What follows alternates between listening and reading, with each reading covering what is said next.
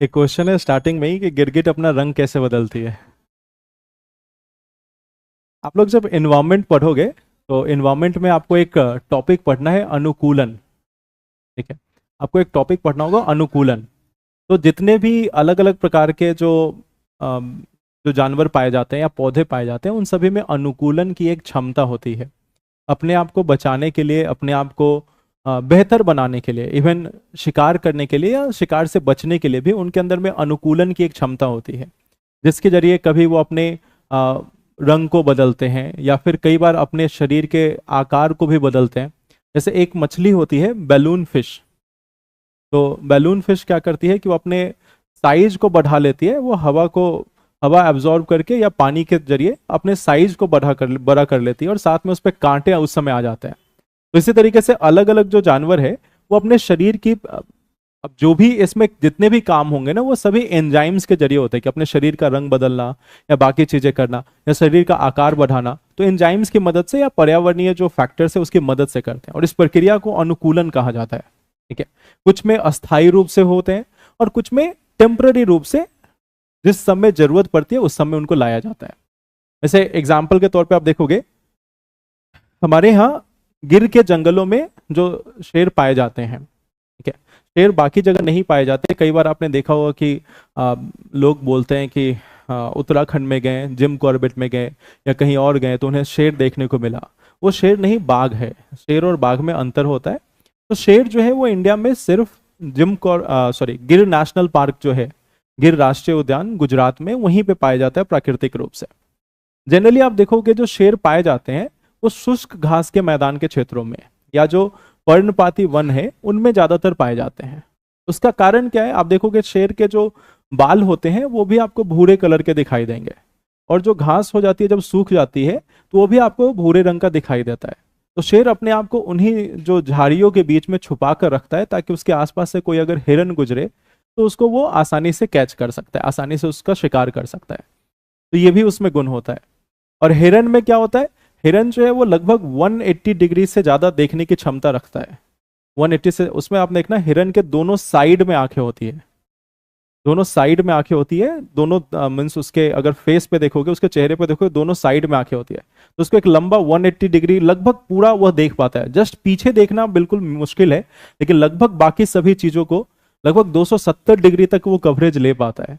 तो वह उसको यह क्षमता देता है कि आप अपने आसपास में किसी भी एरिया से, उसके आसपास में अगर शेर आ रहा है, सामने से आ रहा हो या पीछे से आ रहा हो, साइड से आ रहा हो, तो उससे उसको जानकारी मिल जाए। उसकी कानों की जो सुनने की क्षमता होती है वो भी बहुत तेज होती है। वो बहुत बहुत एकदम माइन्यूट साउंड होगा उसको भी वो सुन सकता है।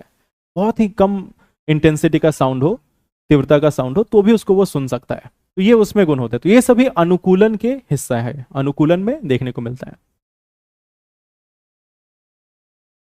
हॉर्मोन्स का नाम तो चेक करना पड़ेगा। हॉर्मोन्स का बोलोगे तो मैं आपको कल हार्मोन का नाम बता दूंगा, ठीक है। बट ये हॉर्मोन्स वो देखना पड़ेगा गिरगिट स्पेसिफिक कौन सा हार्मोन होता है, ठीक है। चलिए, अब हम लोग इसमें, कल हम लोगों ने कहां तक डिस्कस किया था? वज्रपात के बारे में हम लोगों ने पढ़ लिया था, लिखा नहीं था शायद, लिखा नहीं था ना, ठीक है। तो उसको हम लोग लिखेंगे, बट उसके पहले बाकी जो टॉपिक्स है उसको एक बार डिस्कस कर लेते हैं, ठीक है। हम लोगों ने कल देखा था कि वज्रपात होता क्यों है, वज्रपात के प्रभाव क्या होते हैं, वो तो आप जानते ही हो, ठीक है। वज्रपात को हम कैच नहीं कर सकते, यानी उसका हम संचय नहीं कर सकते, उसका भंडारण करना भी मुश्किल है, ठीक है। तो ये वज्रपात को लेकर एक जनरल जानकारी थी जो हम लोगों ने कल के क्लास में डिस्कस किया था, ठीक है। इलेक्ट्रिसिटी वाले चैप्टर में, विद्युत वाले चैप्टर में हम लोगों ने साथ में चुंबक के बारे में भी पढ़ा था कि चुंबकीय गुण जो है वो क्यों मौजूद होता है। अब हम लोग विद्युत के कुछ जनरल जो एप्लीकेशन है उसके बारे में एक बार चर्चा कर लेते हैं कि इसके क्या क्या प्रयोग होते हैं, विद्युत के कहां कहां पे प्रयोग किया जाता है।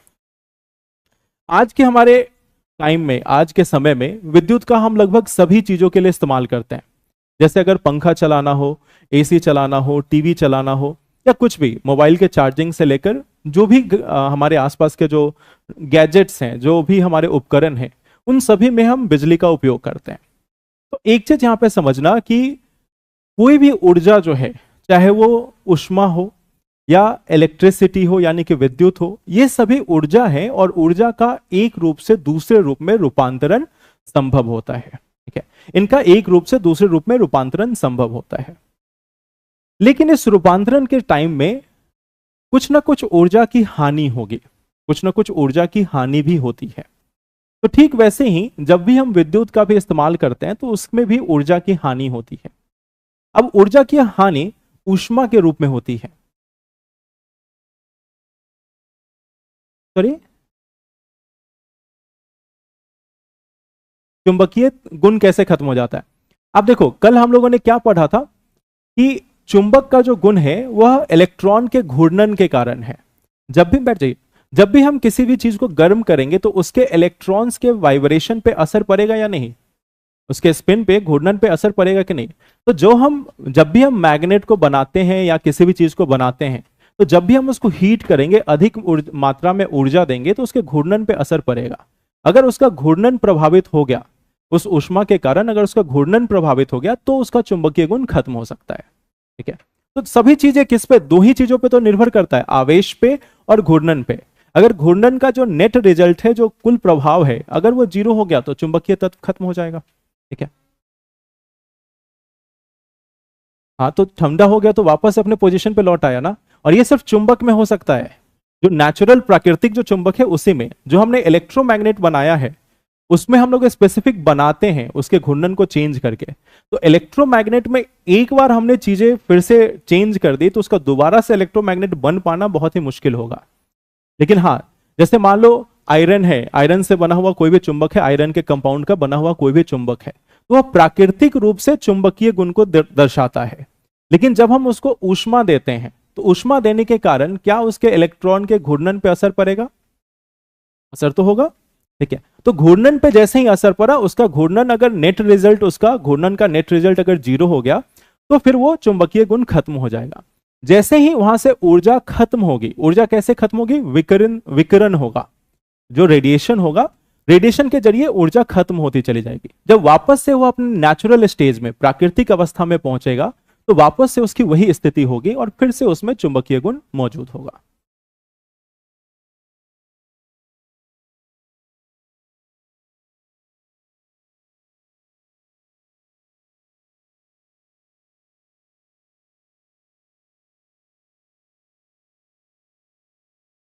एक बार फिर से थोड़ा लाउडली बोलेंगे? हाँ,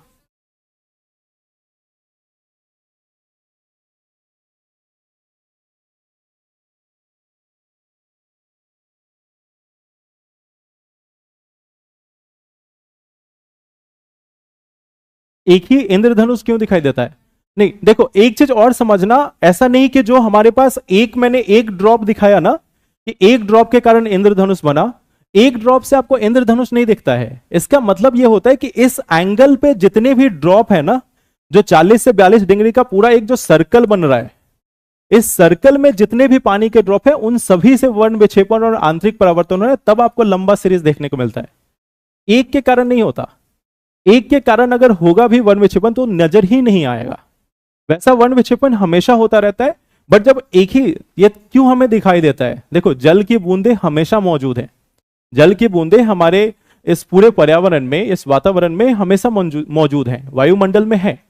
बट जिस समय हमारे पास बारिश होती है उस समय इनकी संख्या ज्यादा होती है, उस समय में इनकी संख्या ज्यादा होगी। अब उस समय ह्यूमिडिटी बढ़ जाता है, तो उस पूरे रेंज में, एक पूरे इस रेंज में हमारे पास सिर्फ और सिर्फ पानी की बूंदे हैं।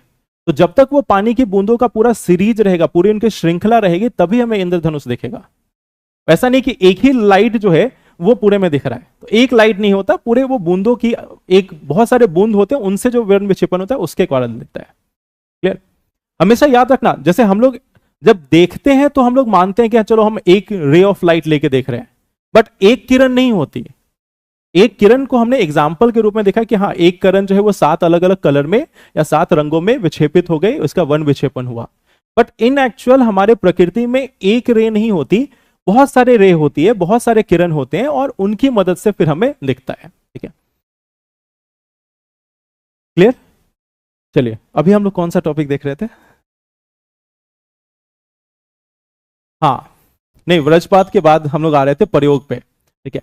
तो चलिए, जब हम लोग प्रयोग की बात करते हैं, विद्युत के प्रयोग की बात करते हैं, तो विद्युत के प्रयोग में हम लोग डिस्कस कर रहे थे कि जब भी विद्युत का प्रवाह होगा, तो प्रवाह के जरिए या विद्युत के जरिए जब ऊर्जा जो है एक किसी माध्यम से होकर पास करेगी या किसी उपकरण में भी जाएगी, तो ऊर्जा की कुछ हानि होगी, और वह ऊर्जा की हानि सामान्यतः ऊष्मा के रूप में होती है।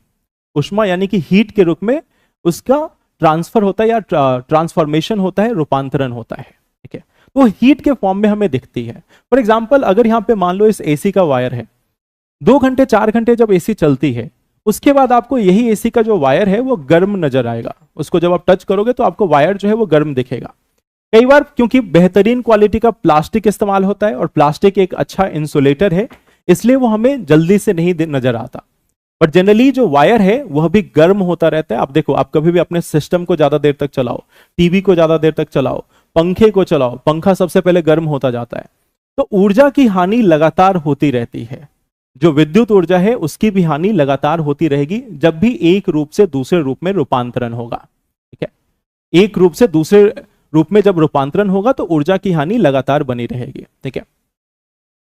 अच्छा, एक और चीज, जितने भी ऑनलाइन वाले स्टूडेंट्स हैं, आपके जो भी डाउट आएंगे आप एक बार नोट करके रखना। लास्ट में मैं 10 मिनट दूंगा जिसमें हम लोग सारे डाउट ले लेंगे, ठीक है। तो आप अपने जो डाउट्स होंगे उनको नोट करके रखना। तो हम लोग बात करते हैं इस ऊर्जा के बारे में, ऊष्मा के बारे में। जब हम विद्युत प्रवाह की बात करते हैं तो इसमें हमें मालूम चला कि ऊष्मा के रूप में परिवर्तित हो सकती है, रूपांतरित हो सकती है। इसी का इस्तेमाल हम बहुत सारे गैजेट में भी करते हैं। जैसे आपने देखा हीटर में, जो हीटर हम इस्तेमाल करते हैं ठंड के दिनों में, या बहुत सारे बाकी जो हमारे उपकरण हैं जिसमें हम ऊष्मा जनरेट करने की कोशिश करते हैं, वो सिंपली इसी इलेक्ट्रिसिटी से आता है। आप कोई एक रेसिस्टर या कोई एक ऐसा डिवाइस लगा दो जिसमें प्रतिरोध ज्यादा हो, कोई एक ऐसा उपकरण लगा दो जिसमें प्रतिरोध ज्यादा हो, तो वहां से ऊष्मा निकलेगी और उस ऊष्मा से हम बाकी सारे काम कर सकते हैं। जैसे उस ऊष्मा से हम किसी चीज को गर्म कर सकते हैं, उसी ऊष्मा से हम चाहें तो लाइट भी जनरेट कर सकते हैं। जैसे पहले वाले जो बल्ब होते थे, जो टंगस्टन वाले जो बल्ब होते थे, आपने देखा होगा, येलो कलर वाले, ठीक है, 10-10 रुपए में जो आया करते थे पहले, ठीक है। तो वो वाले बल्ब जो है वो किस चीज पे काम करते हैं? टंगस्टन जो है, टंगस्टन को गर्म किया जाता है। जब वो इतना गर्म हो जाए कि ग्लो करने लगे, उसमें से लाइट निकलने लगे, तो उसी के बेसिस पे हमें ऊर्जा वहां से रूपांतरित होकर फिर लाइट के रूप में वहां से मिलती है। तो विद्युत का ऊष्मा के रूप में भी रूपांतरण हो सकता है, विद्युत का रूपांतरण हो सकता है लाइट के रूप में, इस प्रकाश के रूप में भी। विद्युत का जो पंखे को चलाने के लिए या एसी के द्वारा ठंडा करने के लिए, इन सभी चीजों में इसका इस्तेमाल किया जा सकता है। विद्युत का एक इस्तेमाल हम तब भी देखते हैं कि मान लेते हैं, आपने देखा होगा कि सोने के ऊपर नहीं, कोई भी पीतल का सामान है उसके ऊपर सोने की परत चढ़ाई गई हो, या कोई एल्युमिनियम की परत चढ़ाई गई हो, या किसी और चीज की परत चढ़ाई गई हो, तो ये सभी काम भी हम इलेक्ट्रिसिटी के द्वारा कर सकते हैं। इलेक्ट्रिसिटी का आज के डेट में जो सबसे बेहतरीन प्रयोग किया जा रहा है वह है हाइड्रोजन को पैदा करने में। हाइड्रोजन को पैदा करने में, हाइड्रोजन का फ्यूल बनाने में अभी बिजली का उपयोग किया जाता है। आप सभी ने सुना होगा कि गवर्नमेंट ऑफ इंडिया ने एक हाइड्रोजन पॉलिसी लॉन्च की है। हाइड्रोजन पॉलिसी में हम क्या कर रहे हैं? ग्रीन हाइड्रोजन बना रहे हैं, हरित हाइड्रोजन बना रहे हैं, और उसमें भी नवीकरणीय ऊर्जा से लेकर, इलेक्ट्रिसिटी लेकर, विद्युत लेकर, और फिर वहां पे हम हाइड्रोजन बनाने की कोशिश कर रहे हैं। तो रसायन शास्त्र से लेकर हमारे डे टू डे लाइफ में, ऊष्मा से लेकर बाकी सभी चीजों में इलेक्ट्रिसिटी का यूज किया जाता है, ठीक है। अब आते हैं हम लोग चुंबक पे। इस चुंबक के प्रयोग में जो हमें एक ऐसा टॉपिक पढ़ना है जहां पे क्वेश्चन आएगा, और वो है अर्थ के बारे में, पृथ्वी के बारे में। पृथ्वी के कोर में क्या मौजूद है? आप लोगों ने कुछ बहुत ज्योग्राफी तो पढ़ा ही होगा, एनसीईआरटी वगैरह। निकल, कोबाल्ट, आयरन नहीं है। आयरन और निकल तो मेन है ना, आयरन और निकल मेन है, कोबाल्ट भी थोड़ा बहुत पाया जाता है, बट मेन बोला जाता है कि जो पृथ्वी का जो कोर है वो आयरन और निकल से बना हुआ है। अब क्या ये सॉलिड अवस्था में है या लिक्विड? ये तरल अवस्था में है। जो आंतरिक कोर है उसमें यह तरल अवस्था में है। अब जब भी कोई चीज तरल अवस्था में है और आपने शायद ज्योग्राफी में यह भी पढ़ा होगा कि यह आयरन और निकल मोशन में भी है। यह आयरन और निकल जो है वो गति में भी, ऐसा नहीं कि रुका हुआ है। पृथ्वी के कोर में जो लिक्विड पार्ट है, जो हमारा तरल पदार्थ है आयरन और निकल का, वह कंटिन्यूअसली मूव कर रहा है, वो कंटिन्यूअसली गति में है, कंटिन्यूअसली वेग में है, उसका त्वरण हो रहा है। और मूव करेगा तो सर्कुलर मैनर में, यानी कि एक तो ऐसा नहीं कि स्ट्रेट लाइन में तो नहीं जा रहा है, एक सीधी रेखा में तो नहीं जा रहा है, वह गोल गोल घूम रहा है। मतलब उसकी दिशा तो हमेशा परिवर्तित हो रही है, उसकी दिशा हमेशा परिवर्तित हो रही है क्या नहीं? जैसे मान लो अगर कोई भी चीज गोल घूम रहा है तो इसकी दिशा तो हर समय परिवर्तित हो रही है ना। अब दिशा परिवर्तन का मतलब है कि इसका जो मैग्नेटिक फील्ड होगा, इसका जो चुंबकीय क्षेत्र होगा, वह भी लगातार परिवर्तित होगा। आयरन और निकल में हमने क्या देखा? आयरन और निकल में चुंबकीय गुण मौजूद होते हैं, चुंबकीय गुण पाए जाते हैं आयरन और निकल में। तो पृथ्वी के कोर में आयरन, निकल और कोबाल्ट मौजूद हैं, वह भी तरल अवस्था में, और वह भी गतिमान है। वह कंटिन्यूअसली मूव कर रहे हैं और सीधी रेखा में नहीं, बल्कि वहीं पे गोल गोल वह घूम रहे हैं, गतिमान है। तो इसके कारण पृथ्वी का जो चुंबकीय क्षेत्र होगा वह लगातार बदलता रहेगा, लगातार उसमें चेंज आते रहेंगे, बदलाव आते रहेंगे। इसलिए पृथ्वी का अपना एक चुंबकीय क्षेत्र होता है, और उस चुंबकीय क्षेत्र को हम चुंबकीय मंडल या मैग्नेटोस्फेयर के रूप में जानते हैं। तो अगर हम पृथ्वी का यहां पे हम एक चित्र बनाएं, तो इसमें बीच में हमारे पास आयरन, निकल और कोबाल्ट, और यह है गतिमान, मींस यह हमेशा मोशन में है, यह हमेशा मोशन में है। अब इसके कारण पृथ्वी का अपना एक चुंबकीय क्षेत्र होगा, अपना एक चुंबकीय क्षेत्र होगा। आपने क्लास 10th में देखा होगा, इसी तरीके से चुंबकीय क्षेत्र को दिखाया जाता है। तो चुंबकीय क्षेत्र पृथ्वी के अंदर में मौजूद है। अब इसको खोजा कैसे गया था, इसके बारे में बात करते हैं। अगर हम मैग्नेट की बात करें, चुंबक की बात करें, तो मैग्नेट शब्द जो है वो आया है मैग्नेशिया से। मैग्नेशिया एक जगह है, जो हमारा जो इंटायर वेस्ट एशिया का जो क्षेत्र है, जो पश्चिमी जो एशिया का जो क्षेत्र है, वहीं पे मैग्नेशिया नाम की एक जगह हुआ करती थी। और इस मैग्नेशिया जगह में जो अलग अलग प्रकार के जो चट्टान पाए जाते थे, उनमें यह चुंबकीय गुण मौजूद होता था। तो वहां पे जो गरेरिए अपनी भेड़ बकरी को चराने लेकर जाते थे, अब उस समय में प्लास्टिक के चप्पल तो होंगे नहीं। जनरली आप उस समय में चप्पल देखोगे तो किस चीज से बने होंगे? जो काठ वगैरह होता है, पहले आपने देखा ना खराऊ जो मिलता है, तो खराऊ में कील ठोक ठोक कर बनाया जाता था उस समय चप्पलों को, और वही चप्पल पहन के वो निकला करते थे कि चलो जो भेड़ बकरी है उसको चरा कर लाते हैं। तो जैसे उन पत्थरों पे उनके पांव पड़ते थे, चप्पल वही रह जाता था, वो आगे बढ़ जाते थे। और सोचो आप आयरन का कुछ भी लेकर मैग्नेट पे जाओगे तो चिपकेगा या नहीं? तो उनके साथ ये दिक्कत होती थी कि वो आगे नहीं जा पा रहे थे, आगे जाने में उनको मुश्किल होती थी। तो धीरे धीरे यहां पे खोजा गया कि ओके, ये जो सब्सटेंस है, ये जो चट्टान है, उसको मैग्नेट कहा जाता है। उसी के नाम पे, मैग्नेशिया के नाम पे उसका नाम मैग्नेट रख दिया गया। ये जो चट्टान पाए जाते हैं उसका नाम मैग्नेट हो गया। अब इसी तरीके के मैग्नेट के अलग अलग आकार बनाए जाने लगे। और फिर क्या हुआ कि मान लेते हैं मैग्नेट का हमने इस प्रकार का एक जो स्टिक है वो बना दिया। अब इस स्टिक में मान लेते हैं इसको हमने फ्रीली सस्पेंड किया, जैसे इसको मान लेते हैं धागे से बांध दिया और ऊपर छोड़ दिया। तो धागे से बांधने के बाद देखा यह जाता था कि इसका एक शिरा जो है वो हमेशा उत्तर की ओर ही दिखाता था। एक शिरा जो है वो हमेशा उत्तर की ओर ही होता था और दूसरा दक्षिण की ओर होता था।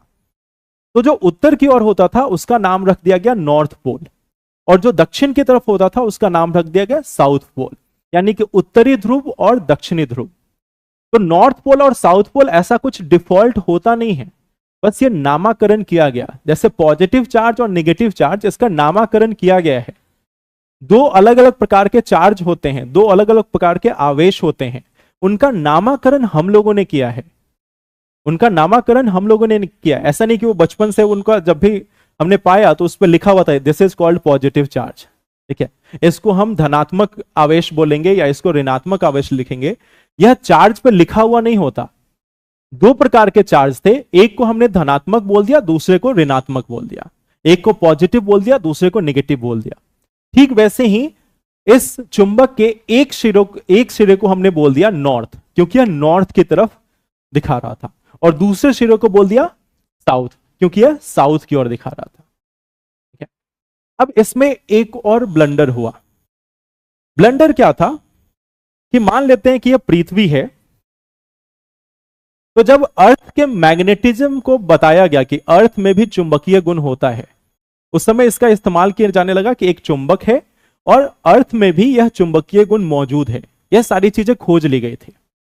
जो नॉर्थ की तरफ पॉइंट करता है उसको हमने नॉर्थ पोल और साउथ पोल बोल दिया चुंबक में। एक और गलती क्या हुई उस समय कि हमने पृथ्वी में भी बोल दिया कि पृथ्वी में भी नॉर्थ और साउथ पोल है, पृथ्वी के अंदर भी नॉर्थ पोल और साउथ पोल है। और उस समय लोगों ने क्या किया, ये जो अपर पार्ट है इसको बोल दिया कि यह उत्तरी ध्रुव है और यह दक्षिणी ध्रुव है।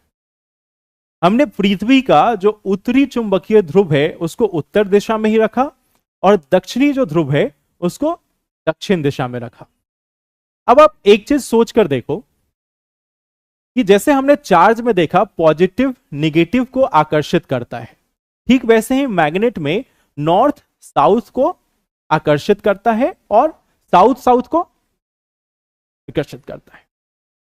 तो ठीक ऐसे ही मान लो अगर ये हमारा एक मैग्नेट हमने लिया, एक चुंबक लिया, इसका अगर ये नॉर्थ है और ये साउथ है, तो ये होना तो उल्टा चाहिए था ना, ये होना तो उल्टा चाहिए था। नॉर्थ वाला हमें इस डायरेक्शन में होता और साउथ वाला ऊपर होता। तो नोमेनक्लेचर में इसका नामकरण में यह ब्लंडर हुआ, बट बाद में भी इसको सुधारा नहीं गया। जैसे आप इलेक्ट्रिसिटी में भी देखना, विद्युत में भी देखना, विद्युत में दिखाया क्या जाता है कि इलेक्ट्रिसिटी का प्रवाह कुछ इस तरीके से होता है, पॉजिटिव से नेगेटिव की तरह। जब कल भी मैंने बताया तो मैंने बार बार एक ही चीज बोला कि इलेक्ट्रॉन मूव करता है, प्रोटॉन मूव नहीं करता। तो जहां नेगेटिव होगा वहां से पॉजिटिव की तरफ जाएगा। एक्चुअल डायरेक्शन जो है करंट का वो इस तरीके से होगा।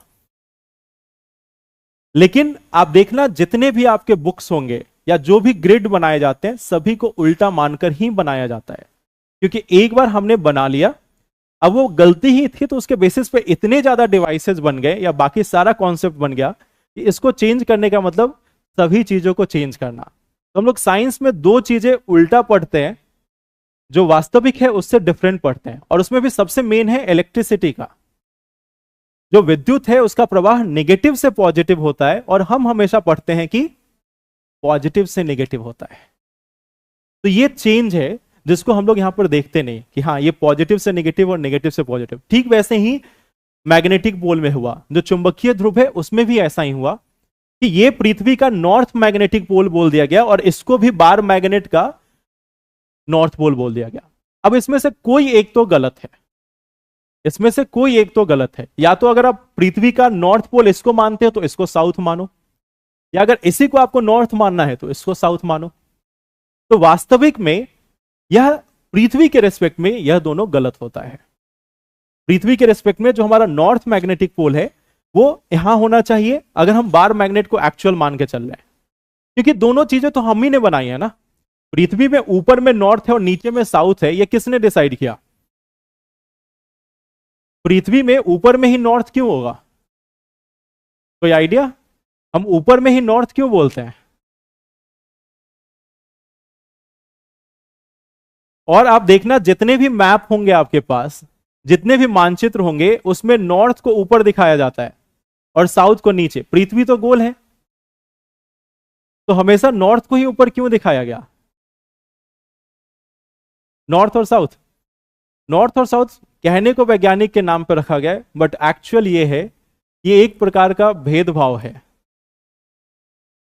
ज्यादातर मैप किसने बनाए? यूरोपियों ने। तो यूरोपियंस ने अपने आप को ऊपर दिखाया और जो बाकी जो दक्षिण है उसको नीचे दिखाया। आप देखना ये भेदभाव बाकी चीजों में भी आपको दिखेगा। अगर इलीगल मनी है तो उसको क्या बोलते हैं? Black money. और जो लीगल मनी है उसको क्या बोलते हैं? तो ये एक टाइप का भेदभाव है जो इंग्लिश से स्टार्ट हुआ और वो आज भी चलता आता है। तो आप देखोगे जो भी मैप है उन सभी में, और इवन आप जीपीएस में देखो, जीपीएस में नॉर्थ ही दिखाता है, वो ईस्ट या वेस्ट नहीं दिखाता, उसमें भी नॉर्थ दिखाता है। जीपीएस कहां से आया? यूएस का है। तो वो अपनी डायरेक्शन को हमेशा टॉप में रखते हैं, या सबसे पहले ऊपर में हमारा ही दिखना चाहिए। तो एक प्रकार का जो भेदभाव है जो स्टार्टिंग से चलता है और अभी तक चल रहा है। ठीक वैसे ही नॉर्थ मैग्नेटिक पोल और साउथ मैग्नेटिक पोल में भी ये गलती है जो आज भी बरकरार है। खैर, नाम में क्या रखा है? नाम में तो हम लोग बदलते ही रहते हैं, नाम तो हम लोग कभी भी बदल सकते हैं। खैर, तो ये नॉर्थ और साउथ मैग्नेटिक पोल है पृथ्वी का। यह याद रखना कि अगर हम बार मैग्नेट को मानकर चलते हैं, तो अगर बार मैग्नेट का जो उत्तरी ध्रुव है वो पृथ्वी की उत्तरी और उत्तर की ओर दिखाता है, तो इसका मतलब पृथ्वी का वो दक्षिणी ध्रुव है। तो कोई एक साउथ है, ठीक है, बट हम दोनों को नॉर्थ लिखते हैं। तो एक कॉन्सेप्ट समझ के चलना, बट दोनों में अंतर क्या है ये भी जान लेना, ठीक है। चलिए अब यहां पे इससे आगे बढ़ते हैं और इसके मेन चीज पे आते हैं कि इस पृथ्वी के ध्रुव के कारण है क्या।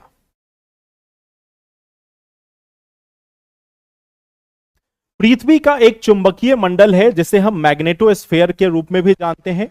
इसको हम इंग्लिश में बोलते हैं मैग्नेटोस्फेयर, और हिंदी में इसी को बोलते हैं चुंबकीय मंडल। चुंबकीय मंडल या चुंबकीय क्षेत्र भी बोल सकते हैं, चुंबकीय मंडल भी बोल सकते हैं। अब इस चुंबकीय मंडल का क्या कार्य है यह जानते हैं। जो हमारा सूर्य है, वह किस चीज से बना है? हाइड्रोजन और हीलियम से। लेकिन सूर्य में बहुत अधिक मात्रा में ऊर्जा है। इस ऊर्जा के कारण कई सारे जो पार्टिकल्स है, बहुत सारे जो कण हैं, वह इस सूर्य से लगातार बाहर की ओर निकलते रहते हैं, जिनको हम प्लाज्मा के रूप में भी जानते हैं। प्लाज्मा में ऊर्जा भी है, प्लाज्मा में कण भी हैं, इसमें न्यूट्रॉन भी हैं, इलेक्ट्रॉन भी है, आयन भी हैं। तो ये सभी बाहर की ओर निकलते हैं, और जब ये बाहर की ओर निकलते हैं तो बहुत ही तेज गति से, लाइट की गति से यह भी आगे बढ़ते हैं। 3 लाख किलोमीटर पर सेकंड से यह भी आगे बढ़ते हैं, और इसकी जो ऊर्जा है वो काफी अधिक होती है। प्रकाश की ऊर्जा के मुकाबले इनकी ऊर्जा कई गुना, लाखों गुना अधिक होगी। अगर यह ऊर्जा पृथ्वी तक पहुंच जाए तो काफी लॉस होगा। लॉस कहने का मतलब पृथ्वी पे जीवन पे लॉस नहीं, पृथ्वी का वातावरण ही खत्म हो जाएगा। पृथ्वी का जो वायुमंडल है वही नष्ट हो जाएगा। तो वायुमंडल में ऑक्सीजन ही नहीं रहेगा, वायुमंडल में बाकी चीजें ही नहीं रहेंगे, तो लाइफ का रहना तो मुश्किल ही है। क्योंकि यह जो गैसेज होंगी, यह जो प्लाज्मा आएगा, वह प्लाज्मा जहां से निकल रहा है उसका तापमान है लगभग 10 लाख डिग्री सेंटीग्रेड। जहां से सूर्य के जो ऊपरी सतह से जहां से प्लाज्मा निकल कर आती है उसका तापमान होता है 10 लाख डिग्री सेंटीग्रेड।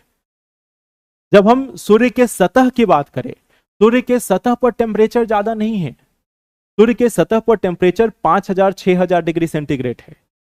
लेकिन सूर्य के जो वायुमंडल है, जो प्लाज्मा से बना हुआ है, उसका तापमान लाखों डिग्री सेंटीग्रेड में होता है। और वहीं से निकल के आती है प्लाज्मा, जिसको हम सौर तूफान, सौर हवा, सौर पवन अलग अलग नाम से जानते हैं। इसी को कोरोनल मास एजेक्शन भी कहा जाता है। इन सबके में क्या डिफरेंस है ये हम लोग आगे पढ़ेंगे, जब ब्रह्मांड के बारे में पढ़ेंगे तो उनके बारे में भी हम लोग देखेंगे। बट ये जो सौर पवन है या जो सौर सुनामी है या सीधा कोरोनल मास एजेक्शन है, अगर ये हम पे पहुंचता है, हमारी सतह तक पहुंचता है, तो पूरी तरीके से नष्ट करने की क्षमता रखता है। लेकिन आप देखोगे कि ज्यादातर जो प्लैनेट है जो सूर्य के आसपास में है, उसमें कोर में आयरन निकल पाया जाता है, जिसके कारण वो बचे होते हैं।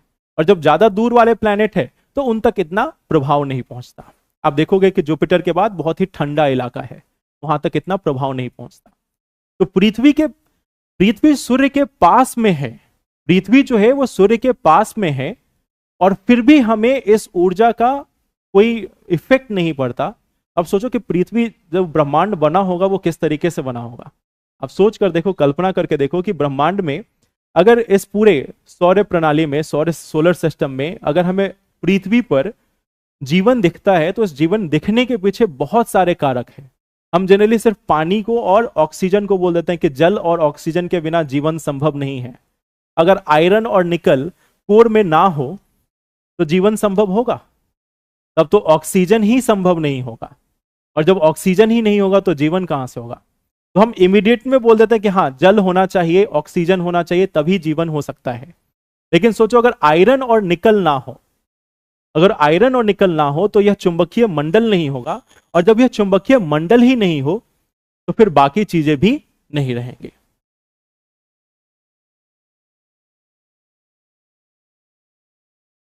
नहीं नहीं नहीं, इस कारण से नहीं है। देखो चुंबक ऐसा नहीं कि मार्स में ये वायुमंडल नहीं है, मार्स में वायुमंडल है बट इतना डेंस नहीं है।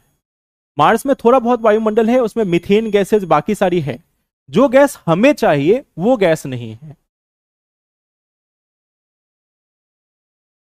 अब ये गया या आ सकता है फ्यूचर में, इसको लेकर अलग अलग शोध है, इसको लेकर अलग अलग दावे हैं। कुछ का कहना है कि हो सकता है फ्यूचर में मंगल ग्रह पे लाइफ हो। उसको लेकर एक गैस होता है डाइमिथाइल सल्फाइड। जीवन के लिए जो सबसे पहला रिक्वायरमेंट है, जीवन कहीं पे स्टार्ट होता है तो जो सबसे पहला रिक्वायरमेंट है कि वहां पे डाइमिथाइल सल्फाइड है या नहीं, ये खोजा जाता है। ऑक्सीजन तो बाद की चीज है। पृथ्वी पर स्टार्टिंग में ऑक्सीजन नहीं था लेकिन लाइफ था। ऑक्सीजन के पहले भी पृथ्वी पर लाइफ था, ऑक्सीजन बाद में बना है। तो ऑक्सीजन से या बाकी चीजों से प्रभाव नहीं पड़ता। हाँ, मार्स जो है वो थोड़ा सूर्य से दूरी पर है, एक तो टेम्परेचर का फर्क पड़ा होगा, या हो सकता है कि वहां पे जो बाकी जो जैसे हमारे आसपास में देखोगे कि हमारे वायुमंडल में एस्ट्रॉयड्स और बाकी का इंपैक्ट कम होता है। तो इसको लेकर अलग अलग दावे हैं। कुछ का मानना है कि एस्ट्रॉयड मेट्रॉयड का इंपैक्ट है, इस कारण भी हर्ट हुआ होगा। कुछ का मानना है कि वहां पे जो वोल्केनो और बाकी चीजें होनी चाहिए थी वो उतना नहीं हुआ। बट मार्स ग्रह पे आप देखोगे तो ऐसा नहीं कि बिल्कुल भी गैस नहीं है, कुछ मात्रा में गैस पाई जा सकती है, हाँ बहुत दूर तक नहीं है। हम्म,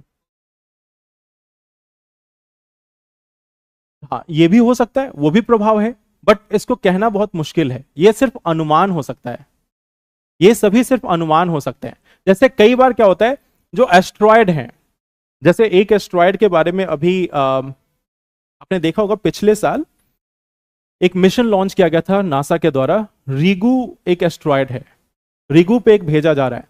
तो उसके बारे में सिर्फ यही स्टडी करने के लिए कि वो एक कोर का एक हिस्सा है, जैसे कोर में हमारे पास आयरन और निकल होता है, तो उसी कोर का एक हिस्सा है वह एस्ट्रॉयड। और उसके बारे में फिर स्टडी की जा रही है कि क्या इसका मार्स से या बाकी ग्रहों से कोई रिश्ता है या नहीं। तो ये बस अभी एक अनुमान का पार्ट है, क्योंकि पृथ्वी के कोर में लिक्विड है, ये भी हम अनुमान लगाते हैं, कैसे मूवमेंट करती है इसका भी हम अनुमान लगाते हैं। पी वेव एस वेव के आधार पर हम एक थ्योरी बनाते हैं। ये सारी चीजें थ्योरी में है, ब्रह्मांड को लेकर जितनी भी चीजें हैं वो थ्योरीज में है, अभी प्रैक्टिकल प्रूफ मिलना अभी भी बाकी है। ठीक है, चलिए टॉपिक पे वापस से आते हैं, मैग्नेटोस्फेयर। अगर हम लोग इस चुंबकीय मंडल की बात करें तो ये हमारे पृथ्वी को बचा कर रखने की कोशिश करते हैं। पृथ्वी को बाहर जो सूर्य की जो किरणें हैं उनसे बचाने की कोशिश करते हैं। लेकिन फिर भी पृथ्वी के इस चुंबकीय मंडल पे सौर्य पवन का प्रभाव होता है। सौर्य पवन का प्रभाव इस चुंबकीय मंडल पे जरूर होता है, और साथ में हमारे जो वायुमंडल है उस पे भी होगा। हमारे वायुमंडल पे भी कुछ प्रभाव इसका देखने को मिलेगा। अब वो क्या होता है इसको देखते हैं। अब देखो, मान लेते हैं, अब पृथ्वी को थोड़ा सा छोटा बनाते हैं। अब जब ये सूर्य से ये जो सौर्य हवा जो आ रही है, सौर्य सुनामी या सौर्य पवन जो आ रही है, जब ये हमारे पृथ्वी के चुंबकीय मंडल से, जब ये हमारे पृथ्वी के चुंबकीय मंडल से अन्योन्य क्रिया करती है, मीन्स इंट्रैक्शन करती है, तो यह अलग अलग दिशाओं में डिफ्लेक्ट हो जाती है, इसको अलग अलग दिशाओं में भेज दिया जाता है, ये अलग अलग दिशाओं में चली जाती हैं। अब इसके कारण हमारे पृथ्वी तक तो ये नहीं पहुंच पाती, पृथ्वी तक तो नहीं पहुंच पाती, लेकिन हमारा चुंबकीय मंडल पे प्रभाव जरूर डालती है। यह चुंबकीय मंडल है, और यह जो सौर्य पवन आ रही है वो क्या है? सौर्य पवन में क्या क्या बताया मैंने, क्या क्या होता है? इलेक्ट्रॉन, इलेक्ट्रॉन प्रोटॉन, यही सारी चीजें हैं। इलेक्ट्रॉन क्या है? एक आवेशित कण है। आवेशित कण जब गतिमान होगा तो उसमें क्या क्या बल मौजूद होगा? विद्युत चुंबकीय। अगर कोई भी आवेशित कण है जब वह गतिमान है तो हमने देखा उसमें विद्युत चुंबकीय बल दोनों मौजूद होगा। तो कुल मिलाकर यह जो सौर्य पवन है वह है एक विद्युत चुंबकीय तरंग। विद्युत चुंबकीय तरंग, यह एक विद्युत चुंबकीय तरंग, और यह हमारा क्या है? चुंबकीय मंडल। तो क्या विद्युत चुंबकीय तरंग हमारे इस चुंबकीय मंडल को प्रभावित करेंगे या नहीं करेंगी? अब इसके कारण हमारी पृथ्वी पे कुछ असर आता है। पृथ्वी पे असर क्या आता है? अच्छा, मान लो आप इसका पूछोगे इसका रेंज क्या है, कहां तक फैला हुआ है चुंबकीय मंडल, कहां तक है? चुंबकीय मंडल की कोई सीमा नहीं होती। जो मैग्नेटिक फील्ड है उसकी कोई सीमा नहीं होती, वह अनंत होता है, उसका प्रभाव खत्म होता जाता है, लेकिन इसकी कोई सीमा नहीं होती। और यह हमारे क्षोभ मंडल से कहीं आगे, पूरा वातावरण जो है हमारा उससे कहीं आगे तक बहुत स्ट्रांग है, उससे कई गुना आगे तक बहुत ज्यादा स्ट्रांग है। अब इसका प्रभाव कहां देखने को मिलता है यह हम समझते हैं। चुंबकीय मंडल में जैसे ही कुछ प्रभाव आया, कुछ डिस्टरबेंस आई, तो उसको कहा जाता है भूचुंबकीय तूफान। इसको कहा जाता है भूचुंबकीय तूफान। इसको हम इंग्लिश में बोलते हैं जियोमैग्नेटिक स्टॉर्म। इसी को इंग्लिश में आपको न्यूज़पेपर्स में लिखा हुआ मिलेगा, जियोमैग्नेटिक स्टॉर्म, भूचुंबकीय तूफान। अब ये जो जियोमैग्नेटिक स्टॉर्म है इसका असर देखते हैं। देखो, सौर्य पवन तो चली गई, सौर्य पवन को इन्होंने आने से रोक दिया, लेकिन इसमें जो परिवर्तन आया है हमारे जो हमारे चुंबकीय मंडल है उसमें जो परिवर्तन आया है उसके इंपैक्ट की बात करते हैं। इससे क्या होगा? हमारे इस पूरे वायुमंडल में या उसके ऊपर भी मौजूद होते हैं उपग्रह, जिसे हम लोग भेजते हैं। जो कृत्रिम उपग्रह है उसे हम लोग भेजते हैं, जो अलग अलग सैटेलाइट लॉन्च किया जाता है समय समय पे। ये सैटेलाइट किन तरंगों का इस्तेमाल करती है? सैटेलाइट संचार के लिए किन तरंगों का इस्तेमाल करती है? सैटेलाइट भी संचार के लिए विद्युत चुंबकीय तरंगों का इस्तेमाल करती है। जो हमारी सैटेलाइट है, जो उपग्रह है, अगर वह पृथ्वी के साथ जुड़ी हुई है तो किन कारणों से? विद्युत चुंबकीय तरंगों से। रेडियो तरंगों का इस्तेमाल किया जाता है। रेडियो तरंग भी एक विद्युत चुंबकीय तरंग है। तो अगर चुंबकीय मंडल में प्रभाव आया है तो क्या हमारे उपग्रहों के संचार में कोई बाधा आएगी? अगर मान लो हमारे भूचुंबकीय जो तूफान आया है, यानी कि हमारा पूरा जो चुंबकीय मंडल है अगर वह प्रभावित हुआ है, तो क्या इस चुंबकीय मंडल के अंदर मौजूद हमारे जो उपग्रह हैं उनका संचार सिस्टम, उनकी जो संचार प्रणाली है वह बाधित होगी या नहीं? बाधित होगी। अभी हम बताते हैं कैसे हुआ है। 2022 में एक कंपनी है स्पेसएक्स,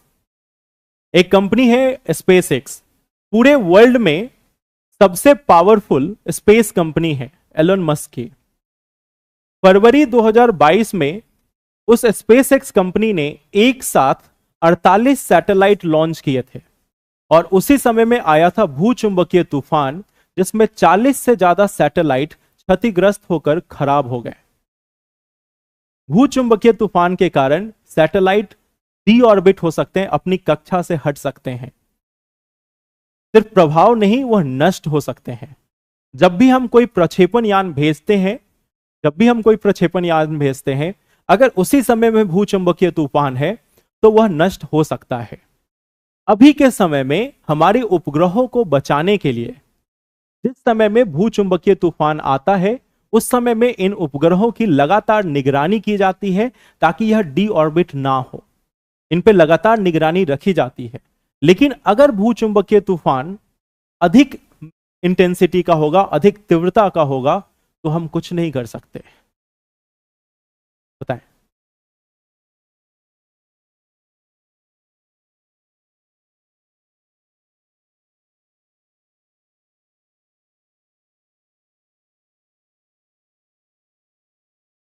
किसे?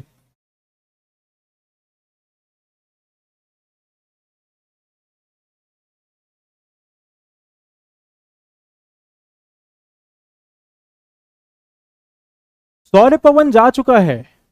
सौर पवन से नहीं, सौर पवन जो है, सौर पवन का कोई प्रभाव नहीं है। सौर पवन का कोई भी प्रभाव नहीं है। सौर पवन ने सिर्फ एक चीज को प्रभावित किया है, चुंबकीय मंडल को। जब भी दो तरंगे आपस में मिलेंगी, जैसे मान लो इलेक्ट्रिक फील्ड होता है तो मैग्नेटिक फील्ड होता है, मैग्नेटिक फील्ड होगा तो इलेक्ट्रिक फील्ड पे भी प्रभाव पड़ेगा। हाँ,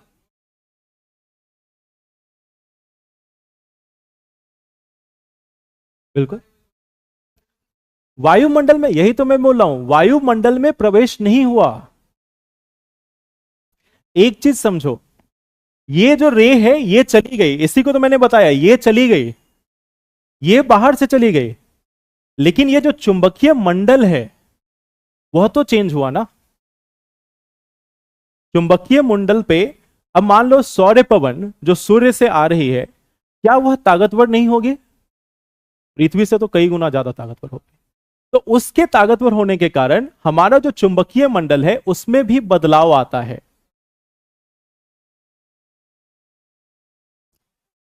पृथ्वी नहीं, पृथ्वी, एक सेकेंड, पृथ्वी, चंद्रमा, बाकी जितने भी ग्रह है वो हर साल कुछ सेंटीमीटर सूर्य की ओर बढ़ते जा रहे हैं।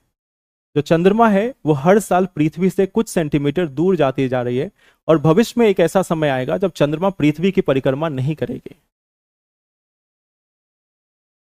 ग्रेविटेशन फोर्स, गुरुत्वाकर्षण, ऑब्वियसली। कैसे नहीं लगेगा? ये जो बॉटल है ना, ये बॉटल है, ये बॉटल है, इन दोनों के बीच में गुरुत्वाकर्षण है, इन दोनों के बीच में भी गुरुत्वाकर्षण। और पृथ्वी तो बहुत ही विशालकाय है, पृथ्वी तो बहुत ही विशालकाय है, तो इसका असर कैसे नहीं होगा? चंद्रमा का असर हमारे पृथ्वी पे होता है। हमारे यहां ज्वार भाटा क्यों उठती है? चंद्रमा के कारण, सूर्य के कारण नहीं। सूर्य के कारण थोड़ा प्रभाव है, चंद्रमा के कारण ज्यादा प्रभाव है।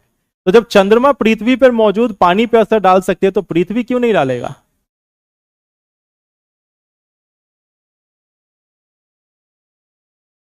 किस पे स्थिर है? अक्ष पे जो देखो, ये सब पे ग्रेविटेशन का असर है, और ग्रेविटेशन चंद्रमा पे सिर्फ पृथ्वी का नहीं लगता। पृथ्वी पे जो असर लगेगा, सॉरी, चंद्रमा पे जो गुरुत्वाकर्षण का असर होगा वो पृथ्वी का भी असर होगा, जुपिटर का भी होगा, मार्स का भी होगा, वेनस का भी होगा, मरकरी का भी होगा, और साथ में गैलेक्टिक सेंटर का भी होगा। जो हमारे गैलेक्सी का जो आकाशगंगा का जो एक बिंदु होगा उसका भी असर होगा। और सिर्फ आकाशगंगा के बिंदु का नहीं, इस पे पूरे ब्रह्मांड का जो बिंदु होगा उसका भी असर होगा। तो ग्रेविटी अकेले नहीं आती।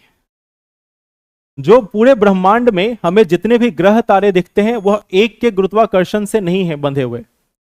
पूरा ब्रह्मांड अगर एग्जिस्ट कर रहा है, जब हम लोग ब्रह्मांड पढ़ेंगे तो इसमें हम लोग और डिस्कस करेंगे डिटेल में।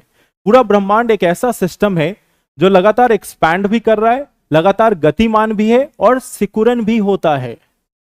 ये सारी चीजें साथ में चलती है। एक्सपैंड भी कर रहा है ब्रह्मांड, और उसी समय में ब्रह्मांड के जो गैलेक्सीज हैं, जो आकाशगंगा है, वह संकुचित भी हो रही हैं। ओवरऑल सूर्य का चक्कर कुछ ऐसे लगता है, मान लो ये हमारा सूर्य है, सूर्य भी गतिमान है, सूर्य भी गतिमान है, इस पे पृथ्वी भी इसकी ओर चक्कर लगा रही है, पृथ्वी के साथ चंद्रमा भी इसके चक्कर लगा रही है। सूर्य हमारी जो है वह आकाश गंगा के चक्कर लगा रही है, हमारी आकाश गंगा ब्रह्मांड का चक्कर लगा रही है। सब कुछ गतिमान है। इतना आसान नहीं है ब्रह्मांड, जो सिस्टम नजर आता है वो इतना सिंपल नहीं है। उसको हम लोग आगे बढ़ेंगे। पहले विद्युत चुंबकीय तरंग पे आते हैं वापस, ठीक है। चलो अब इसको पूरा कंप्लीट होने दो पहले, उसके बाद विद्युत चुंबकीय तरंग की अगर हम लोग बात करें तो हमने देखा विद्युत चुंबकीय तरंग में प्रभाव होने के कारण एक भू चुंबकीय तूफान आता है। इस भू चुंबकीय तूफान से हमने देखा कि जो हमारे उपग्रह हैं, जो हमारे प्रक्षेपण यान है, इन सभी पर प्रभाव पड़ेगा। सिर्फ इतना ही नहीं, पृथ्वी पे मौजूद जो पावर ग्रिड्स है उसमें आग भी लग सकती है। जो भू चुंबकीय तूफान है, क्योंकि हमारा मैग्नेटोस्फीयर बदल रहा है, हमारे पृथ्वी का अगर चुंबकीय जो मंडल है अगर उसमें बदलाव आता है तो उस चुंबकीय मंडल के कारण हमारे पृथ्वी पर जो मौजूद पावर ग्रिड है उन पावर ग्रिड में भी बदलाव आएगा। क्योंकि आपको मालूम है चुंबकीय क्षेत्र में बदलाव के कारण इलेक्ट्रिसिटी जनरेट हो सकती है, और जब वह इलेक्ट्रिसिटी जनरेट होगी तो हमारे पावर ग्रिडों में आग लग सकती है। आज के समय में जब भी ऐसे जियोमैग्नेटिक स्टॉर्म आते हैं तो हमारे जितने भी पावर ग्रिड हैं उनको बचाने के लिए वहां पे संयंत्र लगाए जाते हैं ताकि मैग्नेटिक फील्ड का इंपैक्ट कम बढ़े। लेकिन जब 18वीं शताब्दी में 19वीं शताब्दी में बहुत सारे संयंत्रों में जब इस बात की जानकारी नहीं हुआ करती थी तो खासकर यूरोपीय या जो हमारे आर्कटिक क्षेत्र के जितने भी देश हैं उनके पावर ग्रिडों में आग लग जाया करती थी और उनको लगा ये क्या हो गया, ठीक है। तो अभी के समय में तो हमें फिर भी जानकारी है कि देखो अब हमेशा अनाउंस होता रहता है, जो नासा है वो टाइम टू टाइम अनाउंस करती है कि अभी जो है वो भूचुंबकीय तूफान आने वाला है, तो उसको लेकर सभी लोग तैयार हो जाए, अपने उपग्रह बाकी चीजों को सुनिश्चित करे कि यह अपने ऑर्बिट से, अपनी कक्षा से हट ना जाए। तो अभी तो बहुत सारे उपाय किए जाते हैं, लेकिन एक लंबे समय तक जब हमें इसके बारे में जानकारी ही नहीं थी तब हमें लगता था कि ये क्यों हो रहा है। तो इसके पीछे भूचुंबकीय तूफान है। हम सौर्य पवन से बच जाते हैं, बट सौर्य पवन हमारे भूचुंबकीय जो मंडल है, जो हमारा ये जो मैग्नेटोस्फेयर है, जो हमारा चुंबकीय मंडल है, उसको प्रभावित करके जाता है, उसको बदल कर जाता है। और जब यह बदलेगा तो उसका प्रभाव बाकी सभी चीजों पर होगा। तो हमारे यहां मौजूद ग्रिड पे भी, हमारी संचार व्यवस्था पे, जो एरोप्लेन्स उस समय में आसमान में होंगे उन पे भी असर पड़ेगा, जो ट्रेन्स चल रही हैं उनकी संचार व्यवस्था पे भी असर होगा। सभी चीजों पर इसका असर देखने को मिल सकता है। इसी को लेकर यूपीएससी ने 2022 के एग्जाम में क्वेश्चन भी पूछा था कि भूचुंबकीय तूफान का पृथ्वी पर क्या क्या असर हो सकता है, जिसमें एक ऑप्शन और था कि पृथ्वी पर भूकंप आ सकता है। क्या पृथ्वी पर भूकंप आएगा? इससे नहीं आएगा। पृथ्वी पर भूकंप आता है टेक्टोनिक प्लेट के मूवमेंट के कारण, जो मेंटल से जुड़ा हुआ या मेंटल से जुड़ा हुआ है, कोर से उसका दूर दूर तक कोई वास्ता नहीं है। तो भूकंप, ज्वालामुखी की घटनाएं ऐसी नहीं होंगी। जंगल में आग नहीं लगेगी, जंगल में आग नहीं लगेगी। उसमें एक ऑप्शन यह भी था कि फॉरेस्ट में आग लग जाए। जंगल में आग नहीं लगेगी लेकिन इलेक्ट्रिक ग्रिड में लगेगी। जंगल में नहीं लगेगी लेकिन इलेक्ट्रिक ग्रिड में आग जरूर लगेगी, क्योंकि इलेक्ट्रिक ग्रिड में इलेक्ट्रिक फील्ड होता है, और जहां भी इलेक्ट्रिक फील्ड और मैग्नेटिक फील्ड होगा वहां पे प्रभाव पड़ेगा। पूरी संचार व्यवस्था ठप हो सकती है, सिर्फ एक पावरफुल स्टॉर्म आना चाहिए, पूरी संचार व्यवस्था खत्म हो सकती है। अभी तक क्या है, अभी तक हमारे पास छोटे छोटे सोलर स्टॉर्म्स आते हैं। सन का पीक अभी आना स्टार्ट हुआ है, सन का पीक 2031 तक चलेगा, और इस बीच में 2024 से 2031 के बीच में आप देखोगे जो जियोमैग्नेटिक स्टॉर्म है, जो भूचुंबकीय तूफान है, उसकी तीव्रता और बढ़ती जाएगी। सन साइकिल होता है, सूर्य का चक्र होता है 11 सालों का, जो 2020 के बाद से स्टार्ट हुआ। अब हम लोग मिडिल में पहुंच रहे हैं, 2024 में हम लोग आए हैं। आने वाले 1-2 सालों में और यह तीव्र होता जाएगा। अभी आप देखोगे, अगर इस साल आपने न्यूज़पेपर देखा है तो आपको बार बार देखने को मिला होगा न्यूज़पेपर में कि भूचुंबकीय तूफान की जो तीव्रता है वह और बढ़ती जा रही है। तो जो सन है उसका अभी आने वाले कुछ समय में इंपैक्ट और ज्यादा होगा। ठीक है, क्लियर?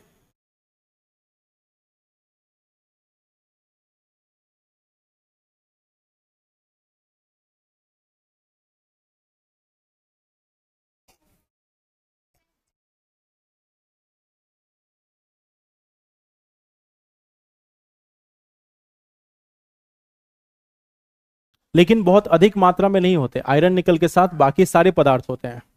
आयरन और निकल की सबसे अधिक मात्रा कहाँ है? कोर में। अगर अगर हम देखें इस मिडल में जो हमारा मेंटल है उसमें आयरन निकल है, बट आयरन निकल की मात्रा ज्यादा नहीं है। अभी तक तो नहीं देखा गया है कि इसके कारण, देखो अभी तक जितनी भी चीजें हैं वो ऑब्जर्वेशन के हिसाब से बताई गई है कि अभी तक कभी कोई भूकंप इससे जुड़ा हुआ नहीं पाया गया है। अगर मान लो कि बहुत ही तीव्र हो, अब देखो हमारे ऐसा नहीं कि इस चुंबकीय मंडल में प्रभाव के कारण हमारे कोर पे कोई असर होता है, कोर पे कोई ऐसा असर नहीं आ रहा है। अभी जो सिर्फ हमारा चुंबकीय मंडल है उसी पे प्रभाव पड़ रहा है। अगर बहुत ही तीव्र होगा तो हमारे कोर पे असर पड़ेगा, और कोर पे असर पड़ेगा तो भूकंप क्या, पृथ्वी इधर से उधर हो सकती है, क्योंकि अभी तक ऑब्जर्व नहीं किया गया है ना। फ्यूचर में होगा, उसके बाद जब आ जाएगा तब, तो अभी तक साइंटिस्ट का मानना है कि ऐसा नहीं हो सकता अभी तक जो है, इसलिए। चलिए तो इसको हम लोग लिखेंगे,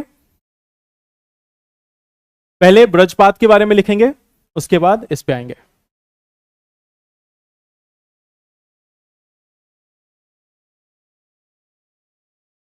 और मैं जो आपको आंसर बता रहा हूं अपने मर्जी से नहीं, यूपीएससी ने यही आंसर दिया भी है, यही आंसर आया भी है ऑफिशियली। गलत भी देती है, बिल्कुल गलत देती है, लेकिन अभी तक जितने भी आप पेपर देखोगे, जितने भी साइंटिफिक पेपर देखोगे, किसी में ऐसा दावा नहीं किया गया है कि भूचुंबकीय तूफान के कारण अर्थक्वेक आ जाए, भूकंप आ जाए।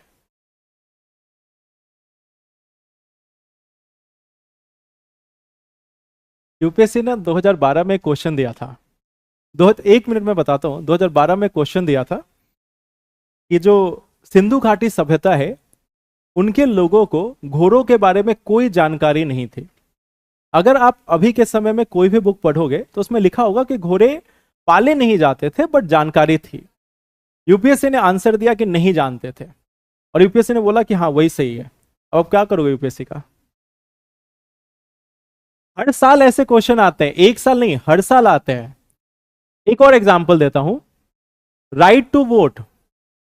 राइट टू वोट पे एक जगह बोला गया कि यह संवैधानिक अधिकार है, एक जगह बोला गया कि यह एक वैधानिक अधिकार है या लीगल राइट है, दोनों है। और दोनों में अब आप किसको मार के आओगे? यूपीएससी ने एक बार आंसर दिया है कि संवैधानिक नहीं, बस एक वैधानिक अधिकार है, और एक बार यूपीएससी ने बोला है कि यह संवैधानिक अधिकार है।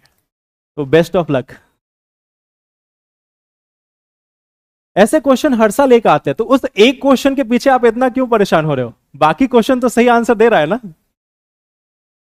एक क्वेश्चन में आप अपना लक ट्राई करो, जिस साल यूपीएससी तैयार हो जाए, जिस साल आपका और यूपीएससी का जो थिंकिंग है वो अलाइन हो रहा है, उस साल ऑल द बेस्ट। नहीं हो रहा है कोई बात नहीं। एग्जाम्पल के तौर पे मैं एक आपको और बताता हूं, यूपीएससी ने इस बार एक क्वेश्चन दिया है सुमेड पाइपलाइन को लेकर, और उसमें क्वेश्चन है कि सुमेड पाइपलाइन पर्शियन गल्फ को जोड़ती है। अगर आप सुमेड पाइपलाइन को देखोगे तो वह रेड सी को जोड़ती है, ना कि पर्शियन गल्फ को। लेकिन यूपीएससी ने जो क्वेश्चन दिया है उसका आपको एग्जैक्ट स्टेटमेंट मैच करेगा एक वेबसाइट से। वेबसाइट है eia.gov. शायद यूएस का है या किसी का है। तो EIA की वेबसाइट पे आपको सेम आर्टिकल दिखेगा, दोनों लाइन एग्जैक्ट सेम है, और उस आर्टिकल में लिखा गया है कि सुमेड लाइन पर्शियन गल्फ को कनेक्ट करती है। ठीक है, और यूपीएससी ने दोनों स्टेटमेंट वहीं से दिए हैं। अगर आप वास्तविक में देखोगे तो सुमेड पाइपलाइन अगर हम नैरो सेंस में ले तो नैरो सेंस में यह कनेक्ट करता है सिर्फ लाल सागर से, पर्शियन गल्फ ऊपर की तरफ है। अब इसका आंसर आप बोल सकते हो कि वो गलत भी है, यूपीएससी अगले साल बोल सकते हैं कि सही भी है। यूपीएससी बोलेगी हमने ब्रॉडली सोचा है, पर्शियन गल्फ से रेड सी होते हुए आएगी। तो वो एक क्वेश्चन आपको हमेशा प्ले करना पड़ेगा, ऐसा यूपीएससी डालती है क्वेश्चन। इसी साल का क्वेश्चन है, आप जाकर चेक कर लो। इसी साल का क्वेश्चन है, सुमेड पाइपलाइन सिर्फ और सिर्फ लाल सागर से, स्वेज कैनाल के पास जो पाइपलाइन है उसी का नाम सुमेड लाइन है, सुमेड पाइपलाइन है, और वो सिर्फ रेड सी को जोड़ती है। आप मैप पे जाकर चेक कर लो। बट एक वेबसाइट ने लिखा हुआ है कि यह कनेक्ट करती है पर्शियन गल्फ को। अब यूपीएससी बोलेगी ना, हाँ पर्शियन गल्फ से निकलेगी, वहां से आएगी अरब सागर में, अरब सागर से लाल सागर में, और फिर वहां से पहुंचेगी हमारी मध्य सागर में, भूमध्य सागर में। और क्या बोलोगे यूपीएससी को? ये क्वेश्चन पूछने का तरीका बदलो। एनटीए होता तो आप फिर भी बोल देते कि हाँ संवैधानिक है। देखिए संवैधानिक संस्था नहीं है यूपीएससी, तो संवैधानिक संस्था है, सुनती भी नहीं है। यूपीएससी आपको कितने, एक साल 2 महीने के बाद अपना आंसर की जारी करती है। यूपीएससी आंसर की भी नहीं देती, यूपीएससी 1 साल 2 महीने के बाद आंसर की देती है। बहुत गलत है, बट क्या कर सकते हो, कोई सुनने वाला नहीं है। तो बेहतर है कि आप उन 98 क्वेश्चंस के भरोसे जाओ या 90 क्वेश्चंस के भरोसे जाओ जिसमें आप बिल्कुल सही करके आ सकते हो। और ये सिर्फ एक के साथ नहीं है ना, ये तो सबके साथ है, ये सिर्फ एक बच्चे के लिए नहीं है, ये सभी के लिए है। तो वहां पे सब लेवल प्लेइंग, सब उसी फील्ड पे है, ठीक है। तो इसके लिए परेशान नहीं होना है, यूपीएससी में ये रिस्क है। और ये आज से नहीं है, जब से आप देखते आओगे यूपीएससी से तब से है। और सिर्फ प्रीलिम्स में नहीं, मेंस में, मेंस में बोला गया कि सेकुलरिज्म हमारे देश के लिए खतरा है। हाँ, अब पुराने क्वेश्चंस देखो निकालकर, 2019 का क्वेश्चन होगा कि सेकुलरिज्म के नाम पर जो प्रैक्टिसेस की जाती है वो हमारे देश के लिए खतरा है। कमेंट, कमेंट भी नहीं था कुछ, उसमें था कि उसके उसके पक्ष में ही ज्यादातर लिखना है, कुछ ऐसा कीवर्ड लगा हुआ था। तो आपको मालूम है कि धर्मनिरपेक्षता हमारे देश के लिए खतरा नहीं है, ठीक है, जस्ट उसका अपोजिट है। बट यूपीएससी ने ऐसे ही पूछा है, क्या बोलोगे आप? तो यूपीएससी का एग्जाम है, एंजॉय। और मैं अपनी मर्जी से नहीं बोला, मैं आपको ईयर बता रहा हूं, जाकर आप चेक कर लो। 2019 में जीएस पेपर 2 में या जीएस पेपर 1 में ये क्वेश्चन है, धर्मनिरपेक्षता के नाम पर किए गए जो एफर्ट्स हैं या प्रैक्टिसेस हैं वो हमारे देश के लिए खतरा है। एंजॉय, ठीक है। लिखिए, ब्रजपात, कल हम लोगों ने कहां तक लिखा था? सब कुछ लिखा दिया था। इलेक्ट्रिसिटी में मैंने कुछ तो लिखाया होगा, ठीक है। विद्युत के बारे में लिखवा दिया था, चुंबक के बारे में लिखवा दिया था। अब ब्रजपात के बारे में लिखना है, लिखेंगे।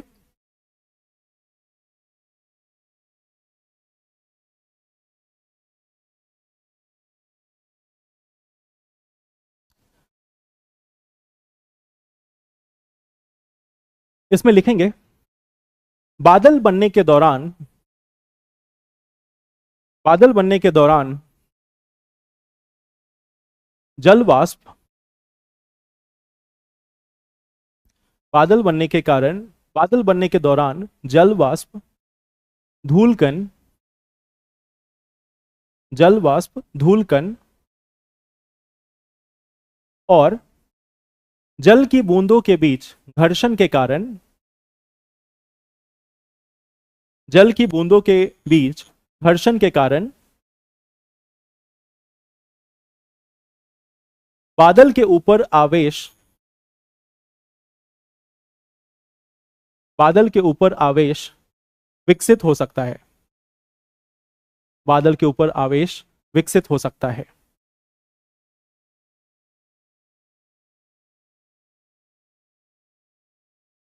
जब यह आवेश विकसित होता है, जब यह आवेश विकसित होता है तो यह किसी दूसरे बादल, तो यह किसी दूसरे बादल या पृथ्वी पर मौजूद,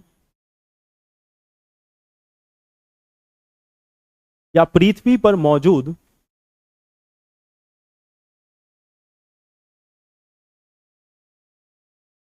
ऊंचे घरों, वृक्षों या टावरों को, ऊंचे घर, वृक्षों या टावरों को, टावरों में, टावरों में विपरीत ध्रुव, विपरीत ध्रुव का निर्माण कर सकता है, विपरीत ध्रुव का निर्माण कर सकता है। अगर बारिश हो गई हो, या अगर बारिश हो गई हो या वायु में, अगर बारिश हो गई हो या वायु में आर्द्रता अधिक हो, या वायु में आर्द्रता अधिक हो, तो जल एक, जल एक सुचालक के रूप में कार्य करता है, जल एक सुचालक के रूप में कार्य करता है, क्योंकि इस जल में, क्योंकि इस जल में अशुद्धियां क्योंकि इस जल में अशुद्धियां मौजूद होती हैं। क्योंकि इस जल में अशुद्धियां मौजूद होती हैं।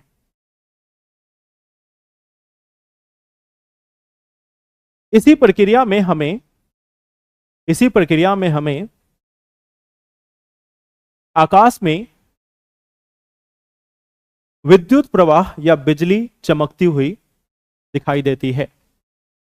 इसी प्रक्रिया में हमें आकाश में विद्युत प्रवाह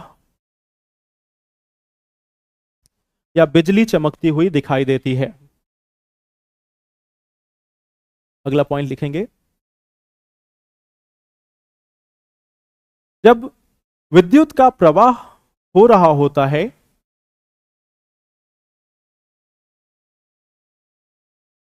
जब विद्युत का प्रवाह हो रहा होता है तो इस भारी मात्रा में मौजूद ऊर्जा के कारण, जब विद्युत का प्रवाह हो रहा होता है तो इस भारी मात्रा में मौजूद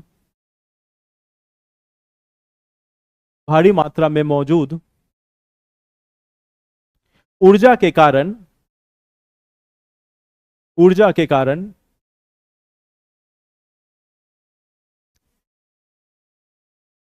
वायु के कण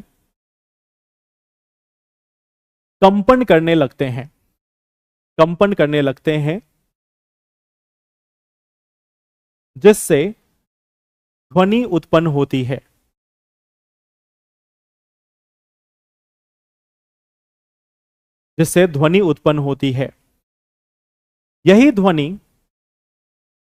यही ध्वनि हमें वज्रपात के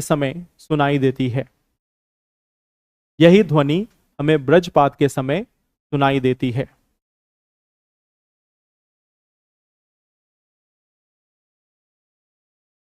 अगला टॉपिक देखेंगे, पृथ्वी का चुंबकीय मंडल। पृथ्वी का चुंबकीय मंडल।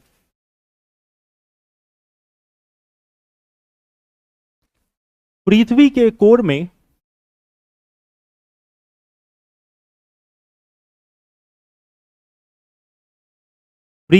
कोर में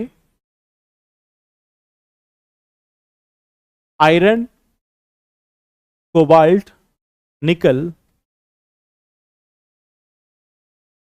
पृथ्वी के कोर में आयरन, कोबाल्ट, निकल तरल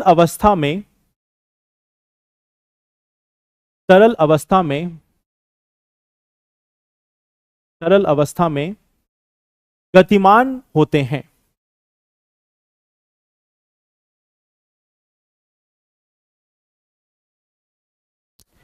इसके कारण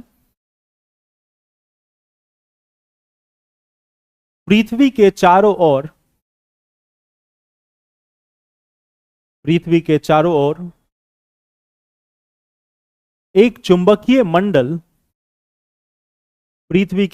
ओर एक चुंबकीय मंडल मौजूद होता है। पृथ्वी के चारों ओर एक चुंबकीय मंडल मौजूद होता है। यह चुंबकीय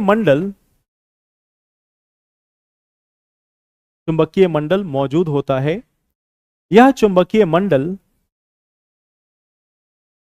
सूर्य से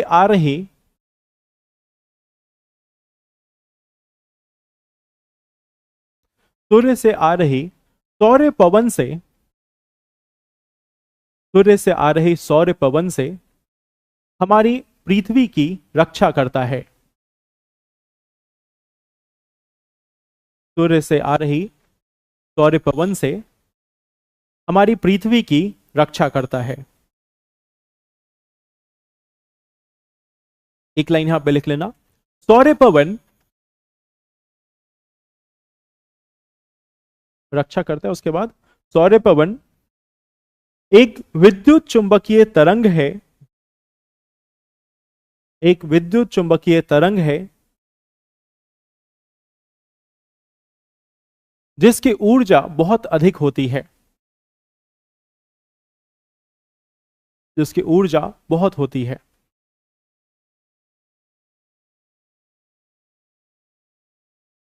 इसमें लिखेंगे अगला पॉइंट, जब सौर पवन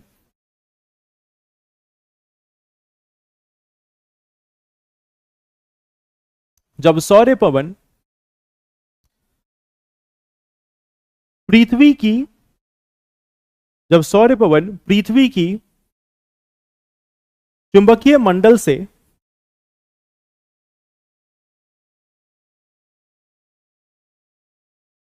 अन्योन्य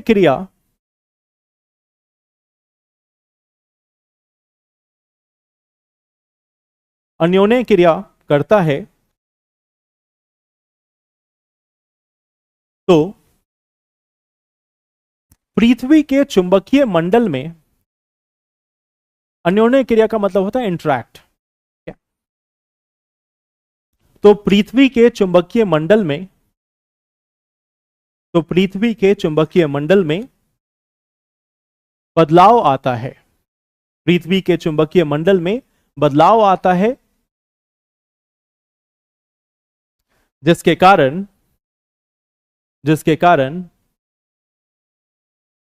भूचुंबकीय तूफान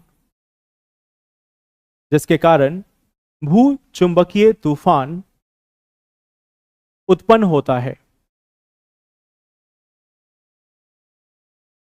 होता है। अगला लिखेंगे, भूचुंबकीय तूफान के प्रभाव। भूचुंबकीय तूफान के प्रभाव भूचुंबकीय तूफान के प्रभाव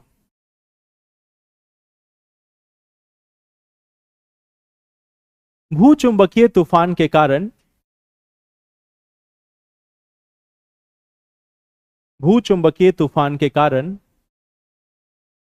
पृथ्वी पर मौजूद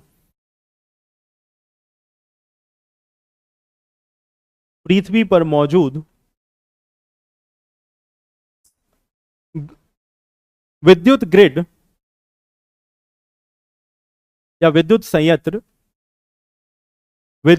या विद्युत संयंत्रों में आग लग सकती है। इसके साथ साथ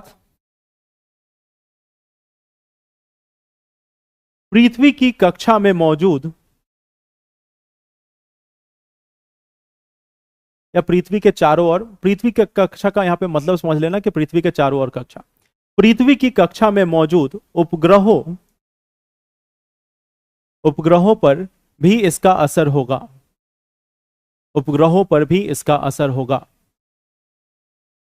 इससे संचार व्यवस्था बाधित हो सकती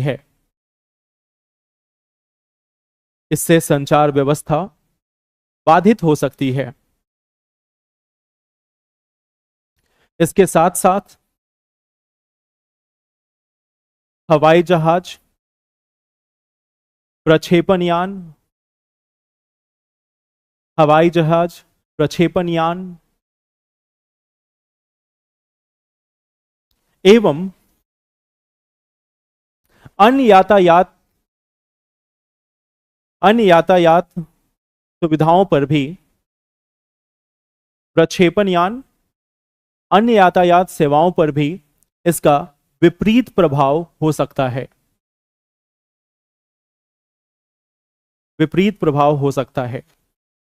आज के समय में हम लोग जीपीएस पे इतना निर्भर करते हैं। मान लो इस भूचुंबकीय तूफान के कारण जो जीपीएस के जो 7 सैटेलाइट हैं वह अगर काम करना बंद कर दे तो बस आप घूमते रह जाओगे। फिर आप दिल्ली में मान लो आसपास के इलाके हैं वहां पे तो आप घूम के पहुंच ही जाओगे। अगर आपको बोल दिया जाए कि यहां से इंडिया गेट जाना है तो कितने लोगों को इंडिया गेट का रास्ता देखा हुआ है? चलो कुछ लोगों को देखा हुआ है, उनसे दोस्ती कर लो, उनके साथ जाना है, ठीक है। नहीं तो फिर पूछते पूछते आप जा सकते हो, पूछ के भी जाया जा सकता है, लेकिन लोगों ने पूछना बंद कर दिया। लोग सोचते हैं चलो जीपीएस से ही चले जाते हैं। ठीक है।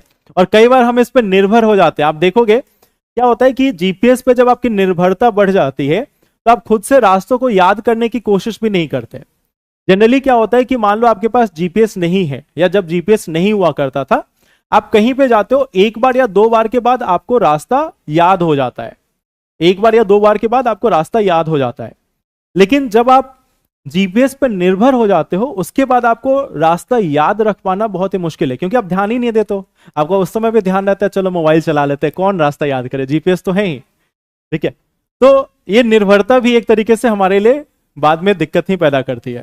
ठीक है, मैं 10 सालों से मुझसे पूछोगे, मैं भी नहीं पहुंच सकता इंडिया गेट, यहां से नहीं पहुंच सकता, बाकी जगहों से पहुंच सकता हूं। ठीक है, मैं लगभग दिल्ली में 10 सालों से ऊपर से हूं, लेकिन आज भी मुझे अगर कोई बोले कि हाँ यहाँ से इंडिया गेट जाना है, इस एरिया से जाना थोड़ा मुश्किल है। हाँ, कोई करोल बाग से बोले या बाकी जगह से बोले तो मुझे देखा हुआ है, बट यहां से मुश्किल है।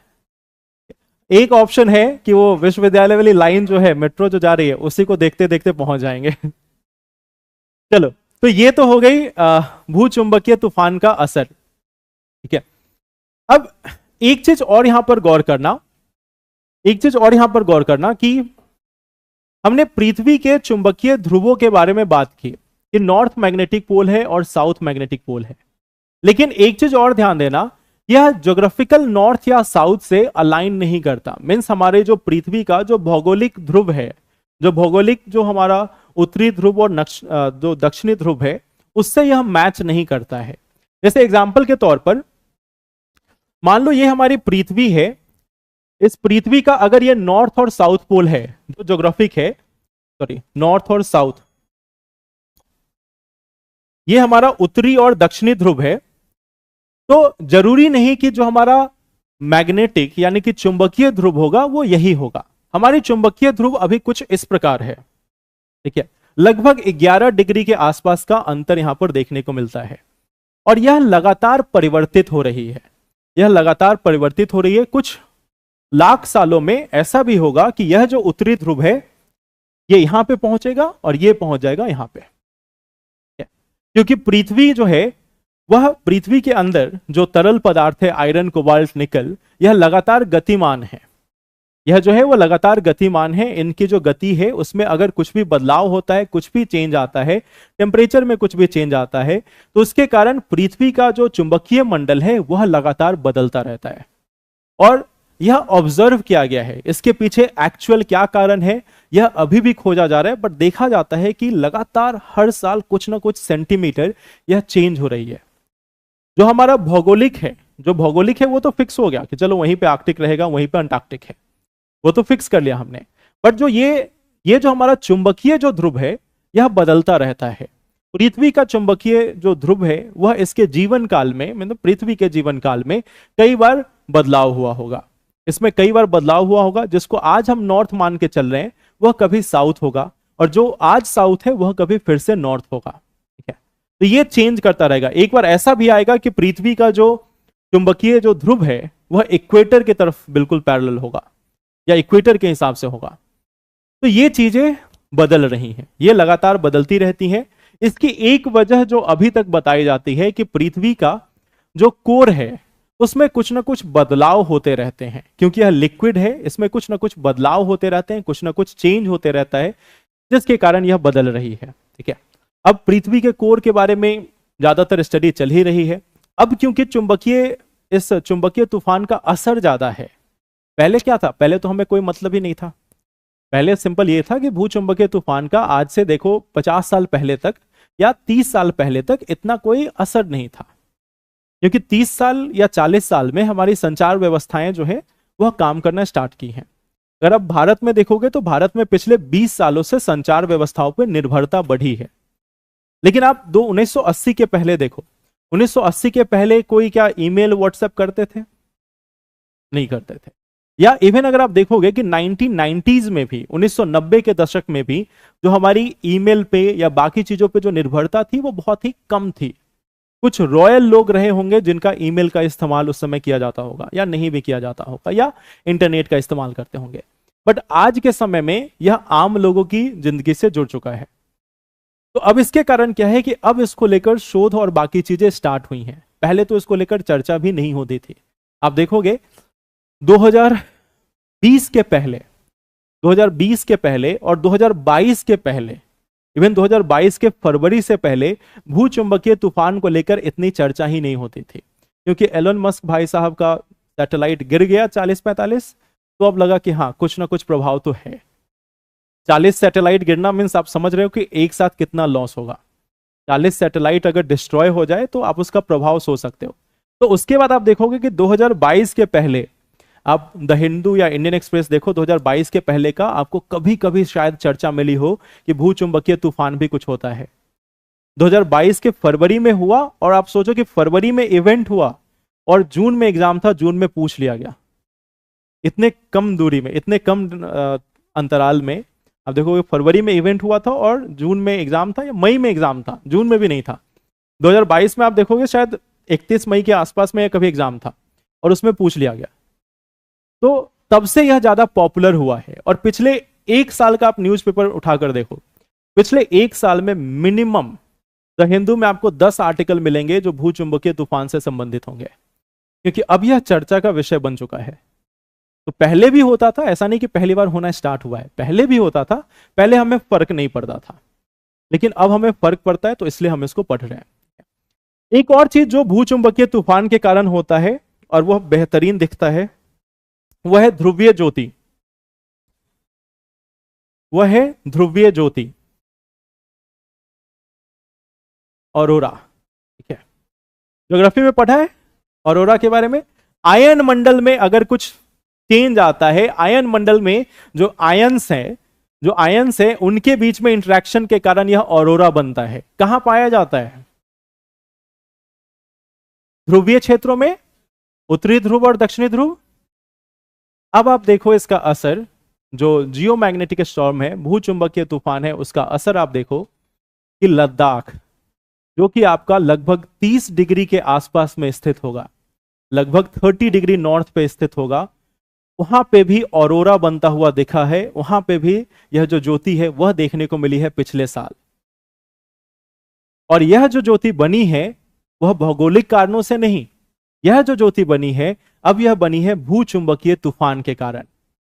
अब देखो हमारे आयन मंडल में आयन है, आयन गतिमान है, जो हवा है उसमें तो आयन में आयंस जो गतिमान होंगे, अगर गतिमान है तो मतलब उसका भी कुछ ना कुछ इलेक्ट्रिक फील्ड होगा, वह भी तो इलेक्ट्रिक फील्ड वहां पे जनरेट करेंगे ना। जब भी चार्ज घूमेगा, जब भी आवेश जो है वो गति में आएगा, तो वहां पे कुछ ना कुछ इलेक्ट्रिक फील्ड है। और उसके जस्ट ऊपर क्या है, या पूरे इस वातावरण में क्या है? चुंबकीय मंडल। तो अगर चुंबकीय मंडल में कोई प्रभाव पड़ता है तो क्या आयन मंडल में प्रभाव पड़ेगा? क्या अब पृथ्वी के बाकी जगहों पर आयन मंडल पर इतना असर नहीं होता था, क्योंकि बाकी जैसे आप देखोगे कोई भी मैग्नेट अगर आप देखते हो तो मैग्नेट में आपको नजर आएगा कि जो पोल्स हैं, जो ध्रुव हैं, उसके पास मैग्नेटिक फील्ड कमजोर होता है, उसके पास मैग्नेटिक फील्ड कमजोर होता है, लेकिन बाकी इलाकों में बहुत ही स्ट्रांग होता है, बाकी इलाकों में यह स्ट्रांग होगा। तो यहां पे असर पड़ना मुश्किल था, यहां पे असर पड़ना मुश्किल था। पोलर एरिया में तो आसानी से असर पड़ जाता था, आसानी से ऑरोरा जो है वो काफी बेहतरीन तरीके से देखने को मिलता था। लेकिन अब भूचुंबकीय तूफान इतना शक्तिशाली हो चुका है अभी के समय में, क्योंकि अभी सूर्य का पीक समय चल रहा है, सूर्य का पीक समय चल रहा है, कि अब हमें यहां पे मौजूद लद्दाख में भी 30 डिग्री पे यह ज्योति देखने को मिलती है। ठीक है, तो भूचुंबकीय तूफान पृथ्वी पे बाकी जगहों पर भी धीरे धीरे असर ला रहा है।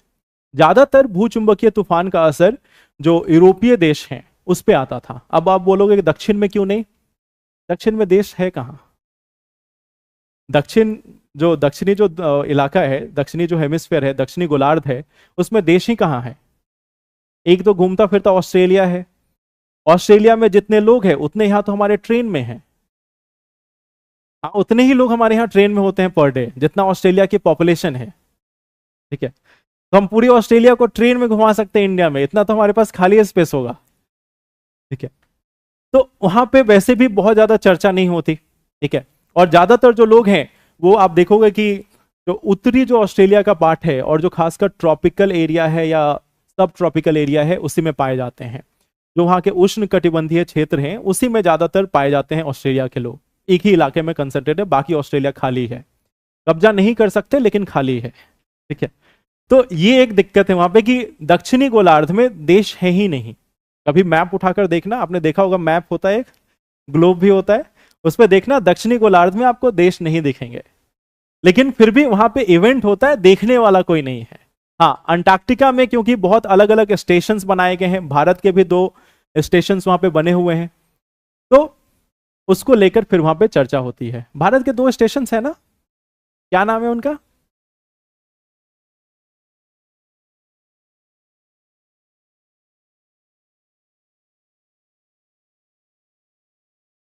दक्षिणी गंगोत्री जो है वो 1980s के आसपास में डूब गया, क्योंकि जो बर्फ है वो पिघल गया, उस पे मौजूद दक्षिण गंगोत्री खत्म हो गया, 1980s 90s में खत्म हो चुका है। अब यहाँ पे भारती और मैत्री 2 है जो अंटार्कटिका में है, और आर्कटिक में हिमाद्री, आर्कटिक में भी मौजूद है, नीचे भी मौजूद है। तो अंटार्कटिका में हमारे 2 स्टेशन है, भारती और मैत्री। वहीं पे रिसेंटली अभी एक डाकघर भी खोला गया है, चिट्ठी भेज सकते हो आप वहां पे, सही में चिट्ठी भेजी जाती है, मैं मजाक नहीं कर रहा हूं, वहां पे भी चिट्ठी भेजी जाती है। इंडिया का एक डाकघर है, 2 डाकघर है अभी जो अंटार्कटिका में बनाया गया है, वहां पे आप चिट्ठी भेज सकते हो। पहले वो गोवा जाएगा और गोवा से फिर अंटार्कटिका जाता है। ठीक है,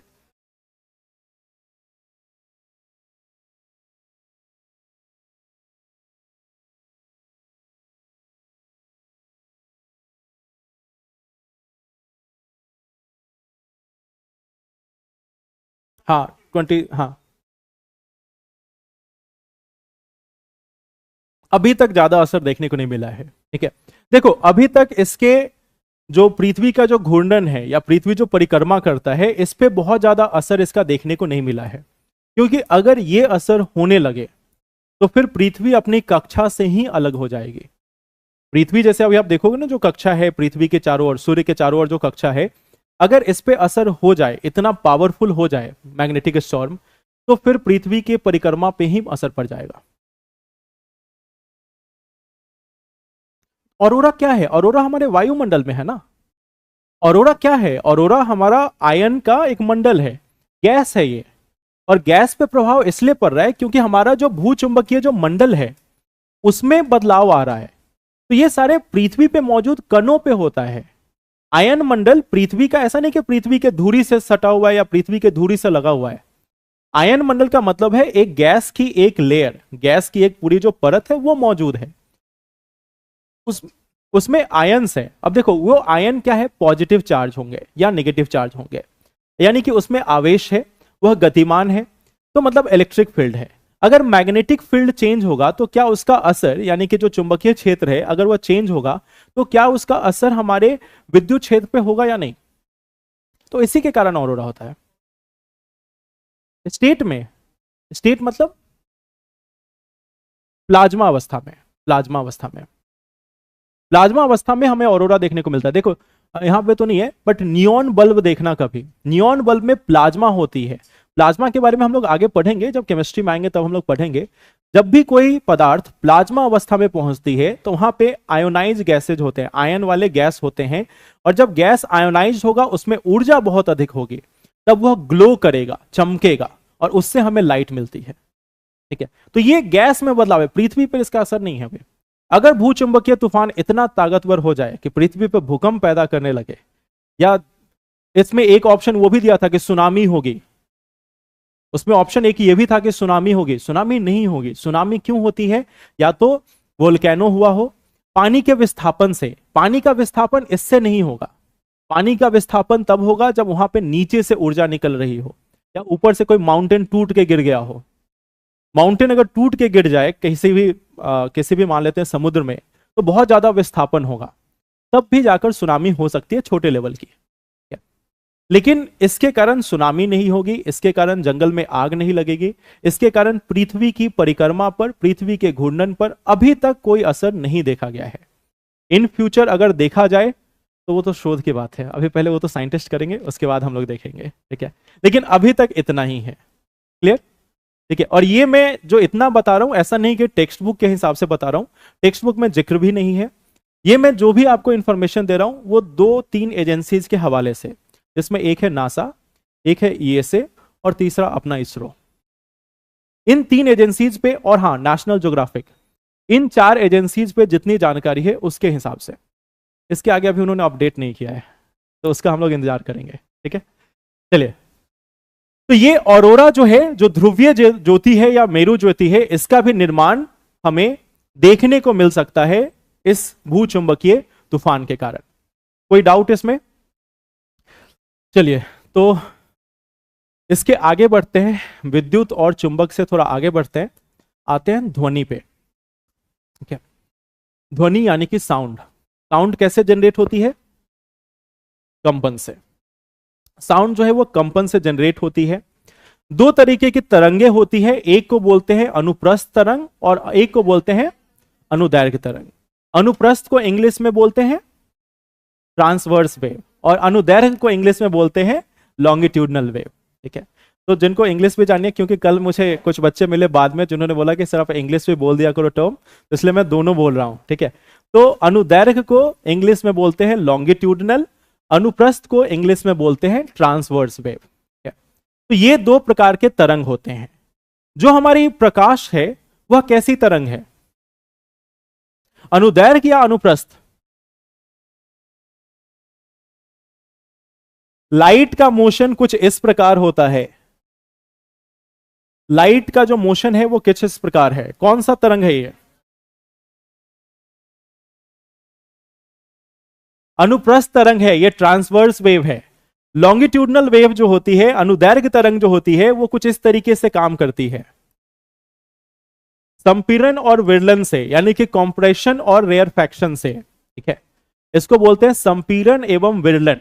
संपीड़न मींस जहां पे यह पास में आ रहे हैं पार्टिकल्स, उसको संपीड़न बोलते हैं। विरलन बोलते हैं जहां पे यह दूर जा रही है, इंग्लिश में बोलते हैं कंप्रेशन और रेयरफैक्शन। ठीक है, तो ये कंप्रेशन हुआ, ये रेयरफैक्शन हुआ, संपीड़न और विरलन। ठीक है, तो लॉन्गिट्यूडनल और ट्रांसवर्स यानी कि अनुदैर्घ्य और अनुप्रस्थ 2 प्रकार की तरंगे होती हैं। जो हमारा साउंड वेव है, जो हमारी ध्वनि की तरंग है, वह होती है अनुदैर्घ्य तरंग या लॉन्गिट्यूडनल वेव। ठीक है, अब यहां पे साउंड से रिलेटेड हमें कुछ एप्लीकेशन पढ़ना है जिस पे क्वेश्चन आ सकता है, जिनको आप सभी लोगों ने बचपन से सुना भी है, कुछ नहीं भी सुना होगा तो आप सुन लेते हैं। ठीक है, जैसे एक होता है गूंज या प्रतिध्वनि, जिसको बोलते हैं इको। इको के बारे में आप लोगों ने पढ़ा है, इसके एप्लीकेशन पे क्वेश्चन आ सकता है कि इको कब कैसे क्रिएट होता है, इसके पीछे क्या वजह है। ठीक है, तो हम लोग बात करते हैं इको के बारे में। इको या प्रतिध्वनि या गूंज, गूंज नाम की एक एनजीओ भी है। ठीक है, गूंज नाम की एक एनजीओ भी है। आप गूंज सर्च करोगे तो आपको एनजीओ पहले दिखेगा, इको बाद में दिखेगा। चलिए, तो इको, प्रतिध्वनि या गूंज, इसके बारे में हम लोग बात करते हैं। पहले साउंड के बारे में एक बेसिक जान जाते हैं। ध्वनि जो है वो कंपन के जरिए पैदा होती है और ध्वनि को एक जगह से दूसरे जगह जाने के लिए माध्यम की आवश्यकता होती है। प्रकाश को माध्यम की आवश्यकता नहीं है। प्रकाश बिना माध्यम के भी एक जगह से दूसरे जगह जा सकता है। उदाहरण के तौर पर देखो, सूर्य से जो प्रकाश पृथ्वी तक आती है वह बिना किसी माध्यम के आती है, उसके पास किसी माध्यम की आवश्यकता नहीं है, बट वह माध्यम से होकर भी गुजर सकती है। बिना माध्यम के भी जा सकती है। इसका प्रवाह दोनों तरीके से हो सकता है।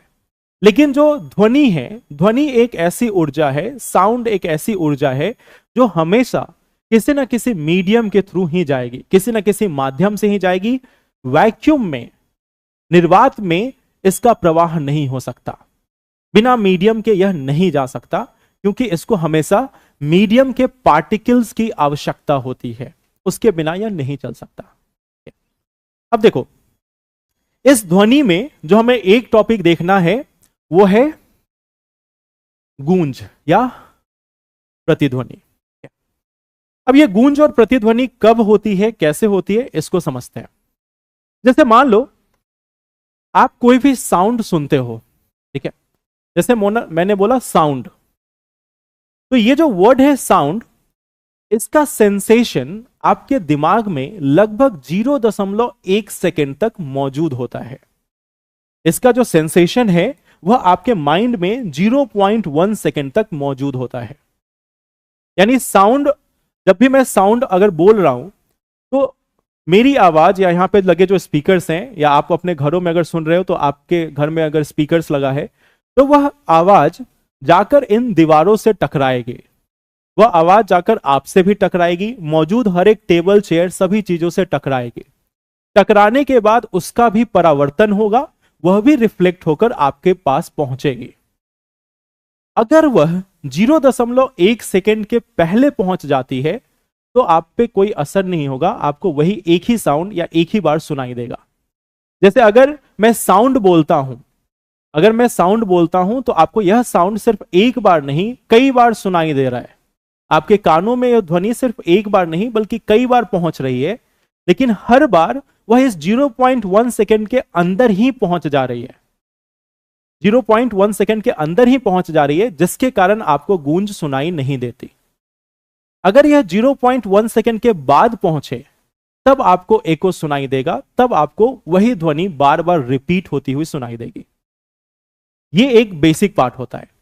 अब यह 0.1 सेकेंड के आधार पर हम इसका डिस्टेंस निकाल सकते हैं कि कितने दूरी से यह गूंज हमें सुनाई देगी और कब नहीं सुनाई देगी, इसको हम लोग निकाल सकते हैं। ठीक है, जैसे एग्जांपल के तौर पे लेते हैं कि अगर ड्राई एयर है, शुष्क हवा है या नॉर्मल एयर है और लगभग 25 से 26 डिग्री सेंटीग्रेड तापमान पे, 25 से 26 डिग्री सेंटीग्रेड तापमान पे जो शुष्क हवा है उसमें जो साउंड की स्पीड है वो लगभग 343 मीटर पर सेकेंड होती है, 343 मीटर पर सेकेंड यह साउंड की स्पीड होती है। एवरेज हम इसको 340 कर लेते हैं, कैलकुलेशन में आसान पड़ेगा। साउंड की स्पीड को थोड़ा बहुत बढ़ा घटा सकते हैं हम लोग अपने अनुसार, तो इसको 340 मान के चलते हैं। अब मान लेते हैं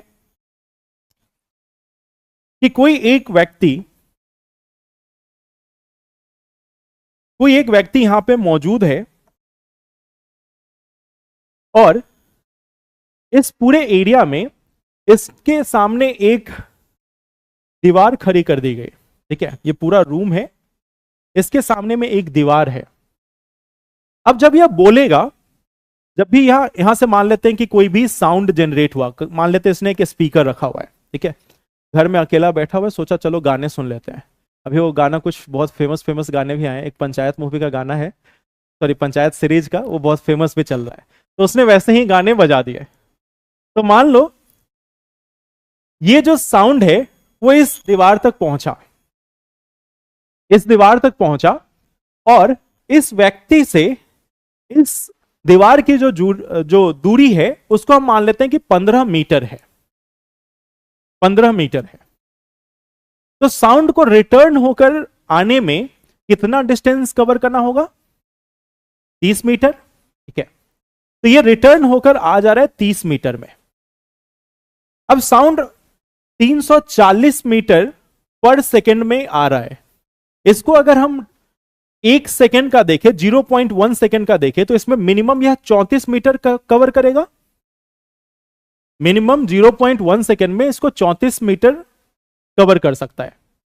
यानी ये अगर 30 मीटर ही यहां पे कवर कर रहा है तो 0.1 सेकेंड से पहले आ गया हो। 0.1 सेकेंड में साउंड 34 मीटर ट्रेवल कर सकता है। जो हमने यहां पे कंडीशन लिया है, मानकर चल रहे हैं कि साउंड की स्पीड 340 मीटर पर सेकेंड है, और जब भी साउंड यहां से निकला तो इस दीवार से टकराने के बाद 30 मीटर की दूरी तय करके इस व्यक्ति तक पहुंचता है।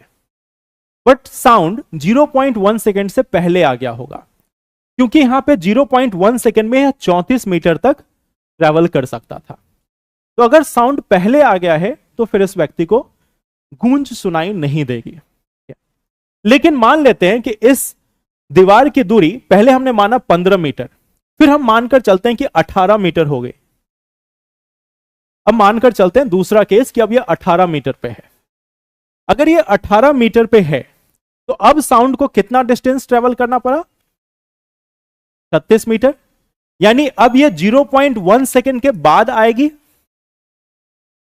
0.1 सेकेंड में तो 34 मीटर ही ट्रेवल होता है, तो अब ये 36 मीटर ट्रेवल कर रही है, मतलब अब ये आएगी 0.1 सेकेंड के बाद।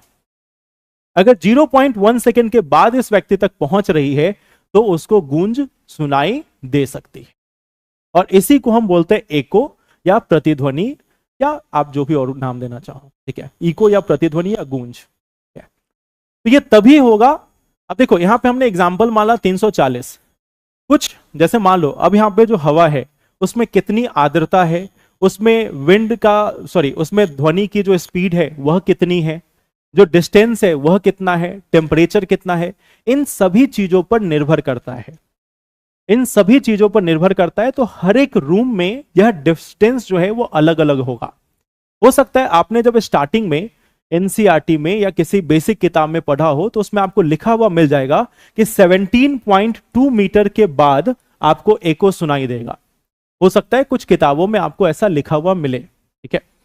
तो ये समझना कि उस कंडीशन की बात करें जहां पे इन्होंने साउंड का स्पीड 343 लिया है, 343 लिया है, रूम टेम्परेचर 26 से 27 डिग्री के आसपास में लिया है, और बाकी सारे फैक्टर्स को खत्म किया है, तब 17.2 मीटर है।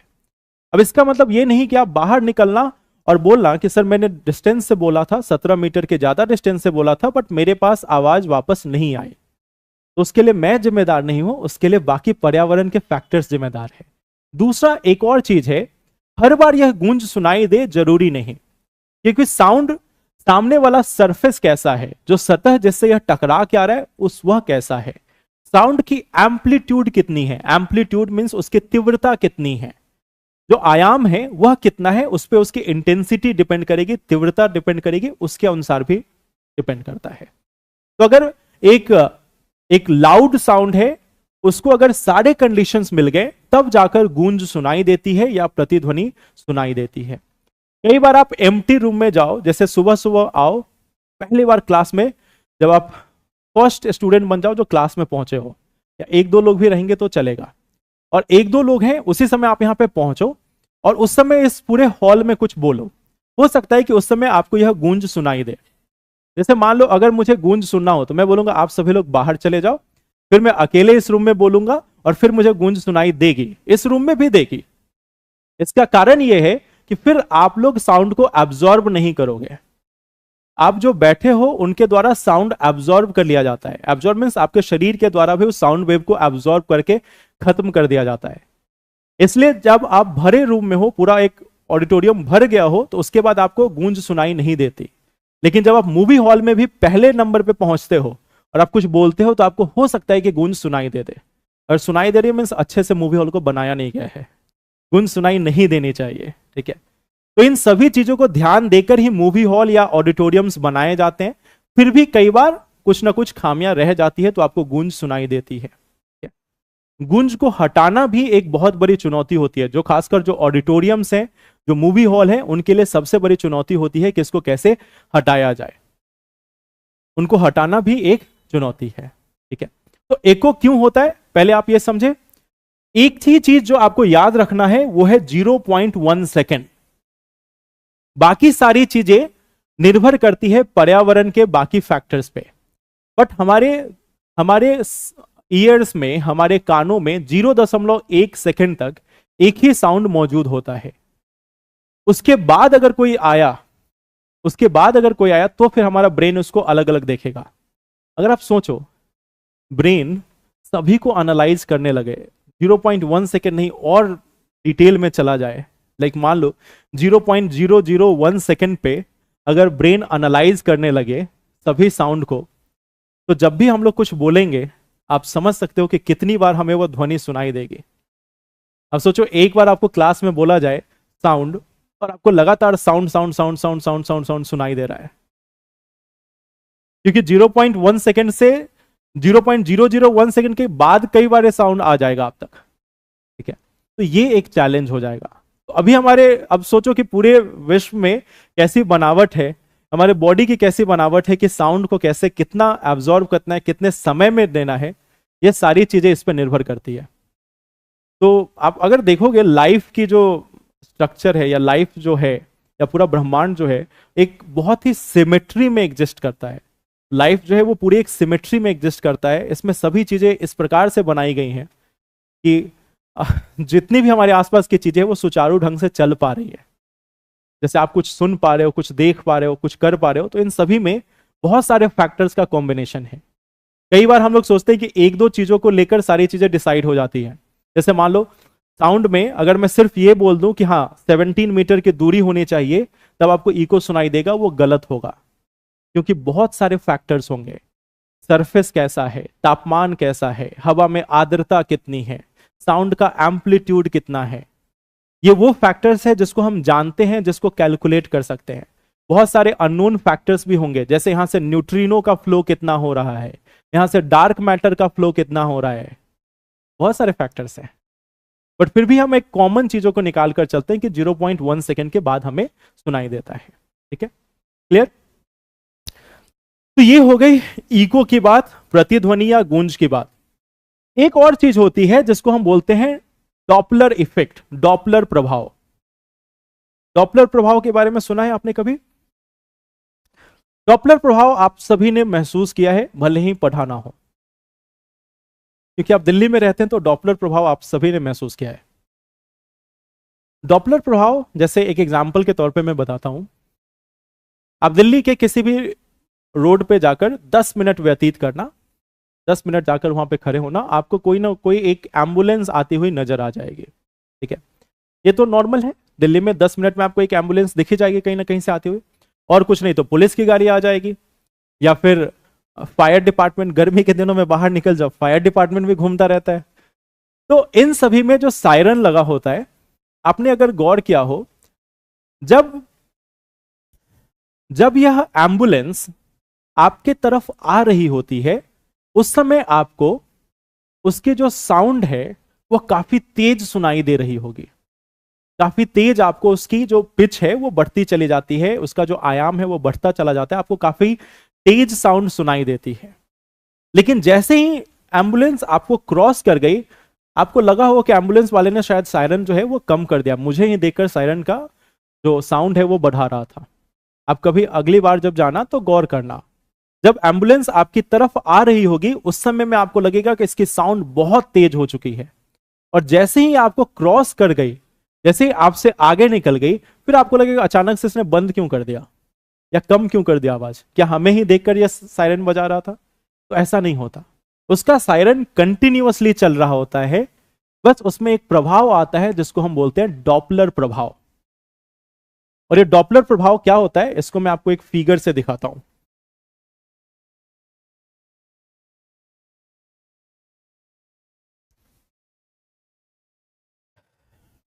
देखो, जब मान लो ये जो लाइन है वह ध्वनि के तरंगों को दिखा रहा है, या ध्वनि के तरंगों को दिखा रहा है, साउंड वेव को दिखा रहा है। तो जब साउंड किसी दिशा में बढ़ रही है तो उसकी तरंगे काफी नजदीक आती जाती है, काफी ज्यादा कंप्रेशन होगा, काफी ज्यादा संपीड़न होगा, इसका जो आयाम है, जो एम्पलीट्यूड है वो काफी ज्यादा बढ़ जाता है, और इसके कारण यह जो व्यक्ति होगा इसको काफी तेज साउंड सुनाई देगा। अब देखो यहां पे इसकी आवृत्ति भी बढ़ जाएगी, एम्पलीट्यूड भी बढ़ जाएगा। आवृत्ति और एम्पलीट्यूड बढ़ने के कारण इस व्यक्ति को साउंड अधिक सुनाई देगा। लेकिन वहीं पे खड़ा दूसरा व्यक्ति है, आप इसको यहां पे भी खड़ा कर दो, फिर भी इस व्यक्ति को कम साउंड सुनाई देगा। आप इधर का जो तरंग है इसकी देखो, इधर तरंग कितना दूर दूर है एक दूसरे से, और यहां पे जो तरंग है वह पास आ जा रहे हैं। ऐसा क्यों हो रहा है? ऐसा इसलिए हो रहा है क्योंकि इसका जो सोर्स है वह भी गति में है, यह जो सोर्स है वह भी गति में है। तो सोर्स के गति में होने के कारण और साथ में साउंड वेव के होने के कारण यह जो पिच है वह भी बढ़ जाएगा, जो इसका जो एम्पलीट्यूड है, जो आयाम है वह भी बढ़ेगा, फ्रीक्वेंसी भी बढ़ जाएगी। तो फ्रीक्वेंसी और एम्पलीट्यूड के बढ़ने के कारण इस व्यक्ति को बहुत ही तेज साउंड सुनाई देगा, और दूसरी तरफ इस व्यक्ति को कम साउंड सुनाई देगा, क्योंकि अब गाड़ी इससे आगे निकल चुकी है। और साउंड बॉक्स में आप देखना जो सायरन लगे होते हैं वो एक दिशा में होते हैं, वो चारों दिशाओं में नहीं होते। एम्बुलेंस का देखना कि वह एक दिशा में ही काम करता है, वह एक दिशा में ही साउंड को रिलीज करता है आगे की तरफ। या आप कोई भी इस तरीके का जैसे जिसमें भाषण वगैरह दिया जाता है, तो वो जो क्या बोलते हैं उसको, जो हॉर्न जो लगाए जाते हैं, उसमें देखना दूरी तक जाता है, एक ही दिशा में जाता है, दूरी तक जाता है। डीजे की आवाज आपको एक जगह, डीजे बॉक्स से जो है उसकी आवाज आपको एक ही जगह पे बहुत ज्यादा सुनाई देगी, लेकिन जो जो ये हॉर्न्स लगाए जाते हैं उनकी आवाज बहुत दूर तक आपको सुनाई देगी, ठीक है, क्योंकि उसको एक ही दिशा में भेजा जा रहा है। तो एम्बुलेंस एम्बुलेंस या पुलिस सायरन में एक ही दिशा में आवाज को रिलीज किया जाता है ताकि आगे से लोग हटते जाएं। एम्बुलेंस वाले को पीछे वालों से क्या मतलब कि पीछे कौन से आ रहे हैं, उसे तो आगे का रास्ता खाली कराना है ना, तो वो एक ही दिशा में होता है और उसके कारण आगे के लोग साइड होते जाए। हालांकि लोग भी वैसे ही हैं, ठीक है, लोग भी साइड नहीं होते, बट साइड होना है, नहीं तो फाइन भी है, ठीक है, साइड होना पड़ता है। नहीं तो एम्बुलेंस को अगर आपने रास्ता रोका है, अगर ये प्रूव हो जाता है तो उस पर 2000 या उससे अधिक का भी फाइन है, ठीक है। तो एम्बुलेंस का कोई रास्ता रोक नहीं सकता, उसको लेकर लीगल प्रोविजन है, उस पर फाइन है। तो खैर, तो ये क्योंकि जो ध्वनि की तरंगे हैं उनका आयाम बढ़ जाता है, उनकी आवृत्ति बढ़ जाती है गाड़ी की गति के कारण, इसके कारण हमें साउंड वेव ज्यादा एक जगह पे नजर आएगा या ज्यादा एक जगह पे सुनाई देगा, दूसरी तरफ या कम सुनाई देगा। क्या ये लाइट में हो सकता है? लाइट में क्या ऐसा हो सकता है? फ्रीक्वेंसी चेंज होने का मतलब लाइट का कलर चेंज हो जाना। साउंड तो फिर भी साउंड है, साउंड में लगभग 20,000 किलो हर्ट्ज तक विजिबल जो ऑडिबल साउंड है वो सुनाई देगा। लेकिन अगर लाइट का देखोगे 400 से लेकर 700 नैनोमीटर होता है इसका वेवलेंथ। तो अगर मान लो लाइट में अगर इसका वेवलेंथ चेंज हो जाए, लाइट की फ्रीक्वेंसी चेंज हो जाए, तो इसका मतलब कलर चेंज हो जाएगा, रंग बदल जाएगा। मान लो किसी ने रेड कलर की हेडलाइट लगा रखी है, जैसे ही उसकी फ्रीक्वेंसी चेंज होगी, जैसे वो तेज गति से चलेगा, अगर उसकी फ्रीक्वेंसी चेंज होगी तो लाल की जगह येलो या येलो की जगह ब्लू कलर भी नजर आ सकता है, अगर चेंज होता तो। क्योंकि फ्रीक्वेंसी चेंज होने का मतलब कलर चेंज होना। लाइट में डॉपलर इफेक्ट होता है, लाइट में डॉपलर इफेक्ट होता है। डॉपलर इफेक्ट होने के कारण लाइट की कलर चेंज हो जाएगी, लेकिन वो हमें नहीं दिखेगा, क्योंकि हमारी गाड़ी की स्पीड कितनी होती है? बहुत तेज चलाएंगे तो 200 किलोमीटर 600 किलोमीटर चला लेंगे, 600 किलोमीटर पर आवर से मैगलेव ट्रेन दौड़ा लेंगे, बाकी ट्रेन दौड़ा लेंगे। 1000 किलोमीटर बोल देते हैं, चलो जेट उड़ा लिया हमने 5000 किलोमीटर पर आवर के स्पीड से, जेट ही बना लिया, 5000 किलोमीटर पर आवर के स्पीड से जा रहे हैं। लाइट की स्पीड कितनी है? 3 लाख किलोमीटर पर सेकेंड, आवर नहीं, पर सेकेंड, ठीक है। हमारी 5000 किलोमीटर प्रति घंटे की रफ्तार, जो हम सोच भी नहीं सकते कितना हम चला ले, वो 5000 किलोमीटर पर आवर पे जाएगी। लाइट की स्पीड है 3 लाख किलोमीटर प्रति सेकेंड। तो हम लाइट में चेंज नहीं ला सकते, लेकिन हो सकता है। लाइट में भी डॉपलर इफेक्ट देखा जा सकता है थ्योरेटिकली, पृथ्वी पर कर पाना मुश्किल है, क्योंकि इतनी तेज गाड़ी हम कैसे चलाएंगे, क्या इतनी तेज गाड़ी चला पाना मुश्किल है। बट बोला जाता है कि जब बहुत ही तेज गाड़ी चल रही हो तो कुछ क्षण के लिए उसमें परिवर्तन आता है, हल्के उस सेकंड के लिए ही, उस माइक्रो सेकंड के लिए परिवर्तन आता है, बट उसको हमारी आईज नहीं देख पाती या आईज डिटेक्ट नहीं कर पाती, ठीक है। तो वो परिवर्तन आता है बट उसको देखना मुश्किल है। जैसे अगर कोई व्हीकल बहुत तेजी से आगे निकल जाए और मान लो उस व्हीकल के पीछे का जो टेल लाइट है वो ब्लू कलर का है, अगर वो बहुत तेजी से आगे निकल जाए तो हमें रेड नजर आएगा, लेकिन ऐसा होना बहुत मुश्किल है। वो थ्योरीज में कहा जाता है कि हो सकता है डॉपलर इफेक्ट, स्पेस में हो सकता है, ऑफ कोर्स अगर कोई इस तरह का पदार्थ है स्पेस में हो सकता है, पृथ्वी पर मुश्किल है। तो डॉपलर इफेक्ट किसी भी वेव में हो सकता है, किसी भी तरंग में हो सकता है, लेकिन क्योंकि लाइट में करना बहुत ही मुश्किल है तो इसलिए हमें देखने को नहीं मिलता। साउंड से हम थोड़ा बहुत कंपेयर कर लेते हैं। हमारे पास ऐसे बहुत सारे रॉकेट हैं जो साउंड से लगभग 4 से 5 गुना अधिक तेजी के स्पीड से चलते हैं। बहुत सारे जो फाइटर जेट्स हैं या बहुत सारे जो हमारे फाइटर जेट्स हैं, मिसाइल्स हैं, जिनकी स्पीड होती है 5 मैक। साउंड की स्पीड को बोला जाता है 1 मैक। साउंड की जो स्पीड है वो 1 मैक है। तो जिसकी भी स्पीड आप पढ़ते हो 4 मैक, 5 मैक, 10 मैक, तो उसको आप बोल सकते हो कि वह साउंड से 4 गुना या 5 गुना ज्यादा तेजी से चल रहा है। तो साउंड से तेज हम चल सकते हैं आज के समय में, मौजूदा टेक्नोलॉजी में। लाइट के पास भी नहीं पहुंच सकते, सोच ही नहीं सकते। लाइट के पास पहुंचना अभी के समय में मौजूदा टेक्नोलॉजी में संभव नहीं है। ठीक है, तो एक होता है डॉपलर इफेक्ट, दूसरा हो गया एको। यह दोनों क्लियर रहेगा। तीसरा आता है सोनार, लेकिन उसको हम लोग अगले क्लास में डिस्कस करेंगे क्योंकि ऑनलाइन का कमेंट भी लेना है। ठीक है, इसको हम लोग कल लिख भी लेंगे। डन। आप लोगों के कोई क्वेश्चंस? तो बैठे रहिए, जाना कहाँ है? 3:30 के बाद ही जाना है। जिनको जिनको क्वेश्चन पूछना है ऑनलाइन में आप पूछ सकते हैं, आपके क्वेश्चंस, उस क्वेश्चन से आपको भी फायदा हो सकता है।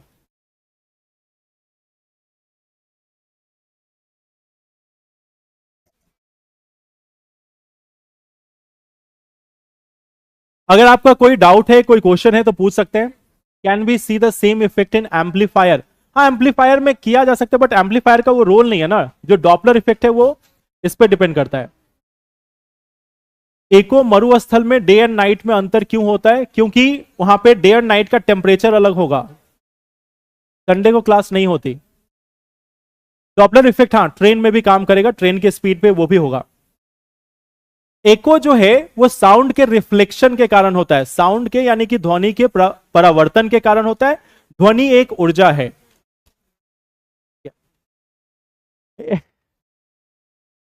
क्वेश्चन है, ब्लड डोनेट करते हो सर आप? ब्रह्मांड किसका चक्कर लगाती है? ब्रह्मांड को लेकर अभी हम लोग आगे पढ़ेंगे, तब हम लोग डिस्कस करेंगे।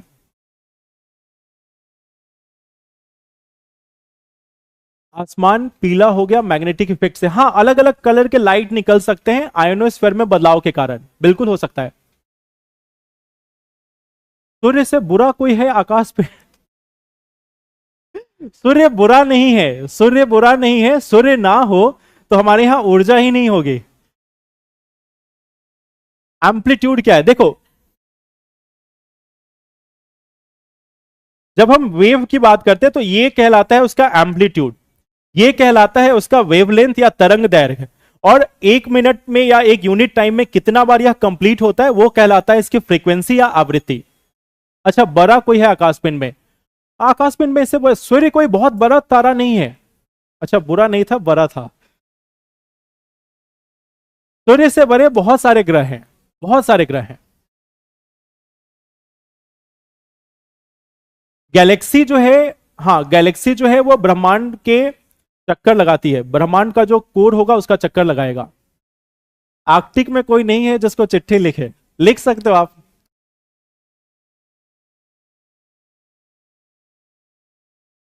तूफान वायुमंडल के अंदर तक आ सकता है। अभी तक तूफान, सौर्य तूफान जो है वो वायुमंडल के अंदर नहीं आता, लेकिन वायुमंडल छोड़ो, जो चुंबकीय मंडल है उस पर प्रभाव डालता है।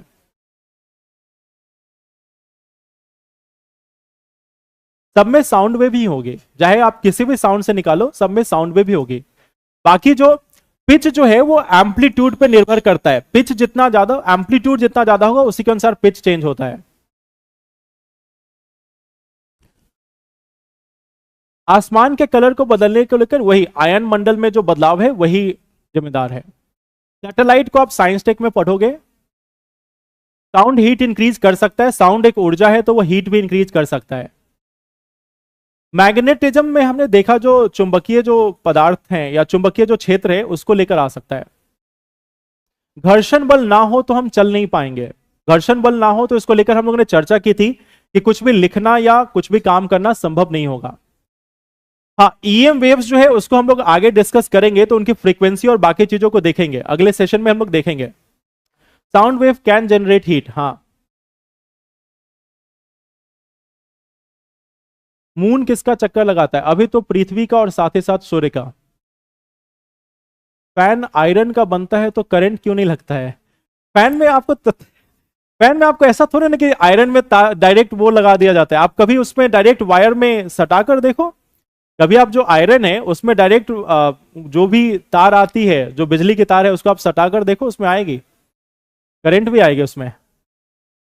रेडियो की ध्वनि में कौन सी तरंग होती है? रेडियो वेव, उसका नाम ही रखा गया है रेडियो वेव। रेडियो वेव का इस्तेमाल किया जाता है संचार के लिए, और जो ध्वनि निकलती है वो साउंड वेव ही होगी। ध्वनिया अल्ट्रासाउंड हो सकती है, अल्ट्रासाउंड जो है उसके बारे में भी हम लोग आगे डिस्कस करेंगे, ध्वनि में करना है। भूकंप कैसे आता है? टेक्टोनिक प्लेट के मूवमेंट से। प्रक्षेपण का मतलब होता है लॉन्च करना, सैटेलाइट लॉन्च करना, उसी को बोलते हैं उपग्रह का प्रक्षेपण। पूर्ण आंतरिक परावर्तन मैंने नहीं लिखाया है, लिखाया तो है शायद। Does sound travel faster than space? नहीं, स्पेस में देखो वैक्यूम है तो वैक्यूम में नहीं हो सकता। यूपीएससी के लिए मैक्सिमम एज कितने? 32 ईयर्स है। इसमें कहां से वो रेलेवेंट है? अगर मून चक्कर नहीं लगाएगा अर्थ का तो क्या डिफरेंट आएगा हमारे अर्थ में? ज्वार भाटा पे असर पड़ेगा, बाकी चीजों पे भी असर हो सकता है। चुंबकीय तूफान सौर्य पवन के कारण होता है, ठीक है। एंडोप्लाज्मिक रेटिकुलम, ये तो बहुत पुराना क्वेश्चन है। एंडोप्लाज्मिक रेटिकुलम प्रोटीन बनाने में मदद करता है, प्रोटीन के पैकेजिंग डिलीवरी में मदद करता है, और साथ ही साथ प्लाज्मा झिल्ली को भी बनाने में मदद करता है। अगर मून पे है तो बात कैसे करते हैं? मून पे बात करने के लिए आप डायरेक्ट नहीं बात कर सकते, एक दूसरे के साथ जो डिवाइसेज है उसके थ्रू कम्युनिकेट कर सकते हैं। डायरेक्ट बोलने पे आवाज नहीं जाएगी, कान में बोलोगे तब भी नहीं जाएगी, क्योंकि मीडियम नहीं होगा। और लोग सूट पहन के जाते हैं ना, आपने देखा होगा ना, जो एस्ट्रोनॉट है वो सूट पहन के जाते हैं, उनके पास कम्युनिकेशन डिवाइस होता है। तो ऐसा नहीं कि वो बोलते हैं कि चलो भाई थोड़ा उधर से घूम के आते हैं, वैसे नहीं करते, वो एक दूसरे को कम्युनिकेट करते हैं कम्युनिकेशन डिवाइसेस से।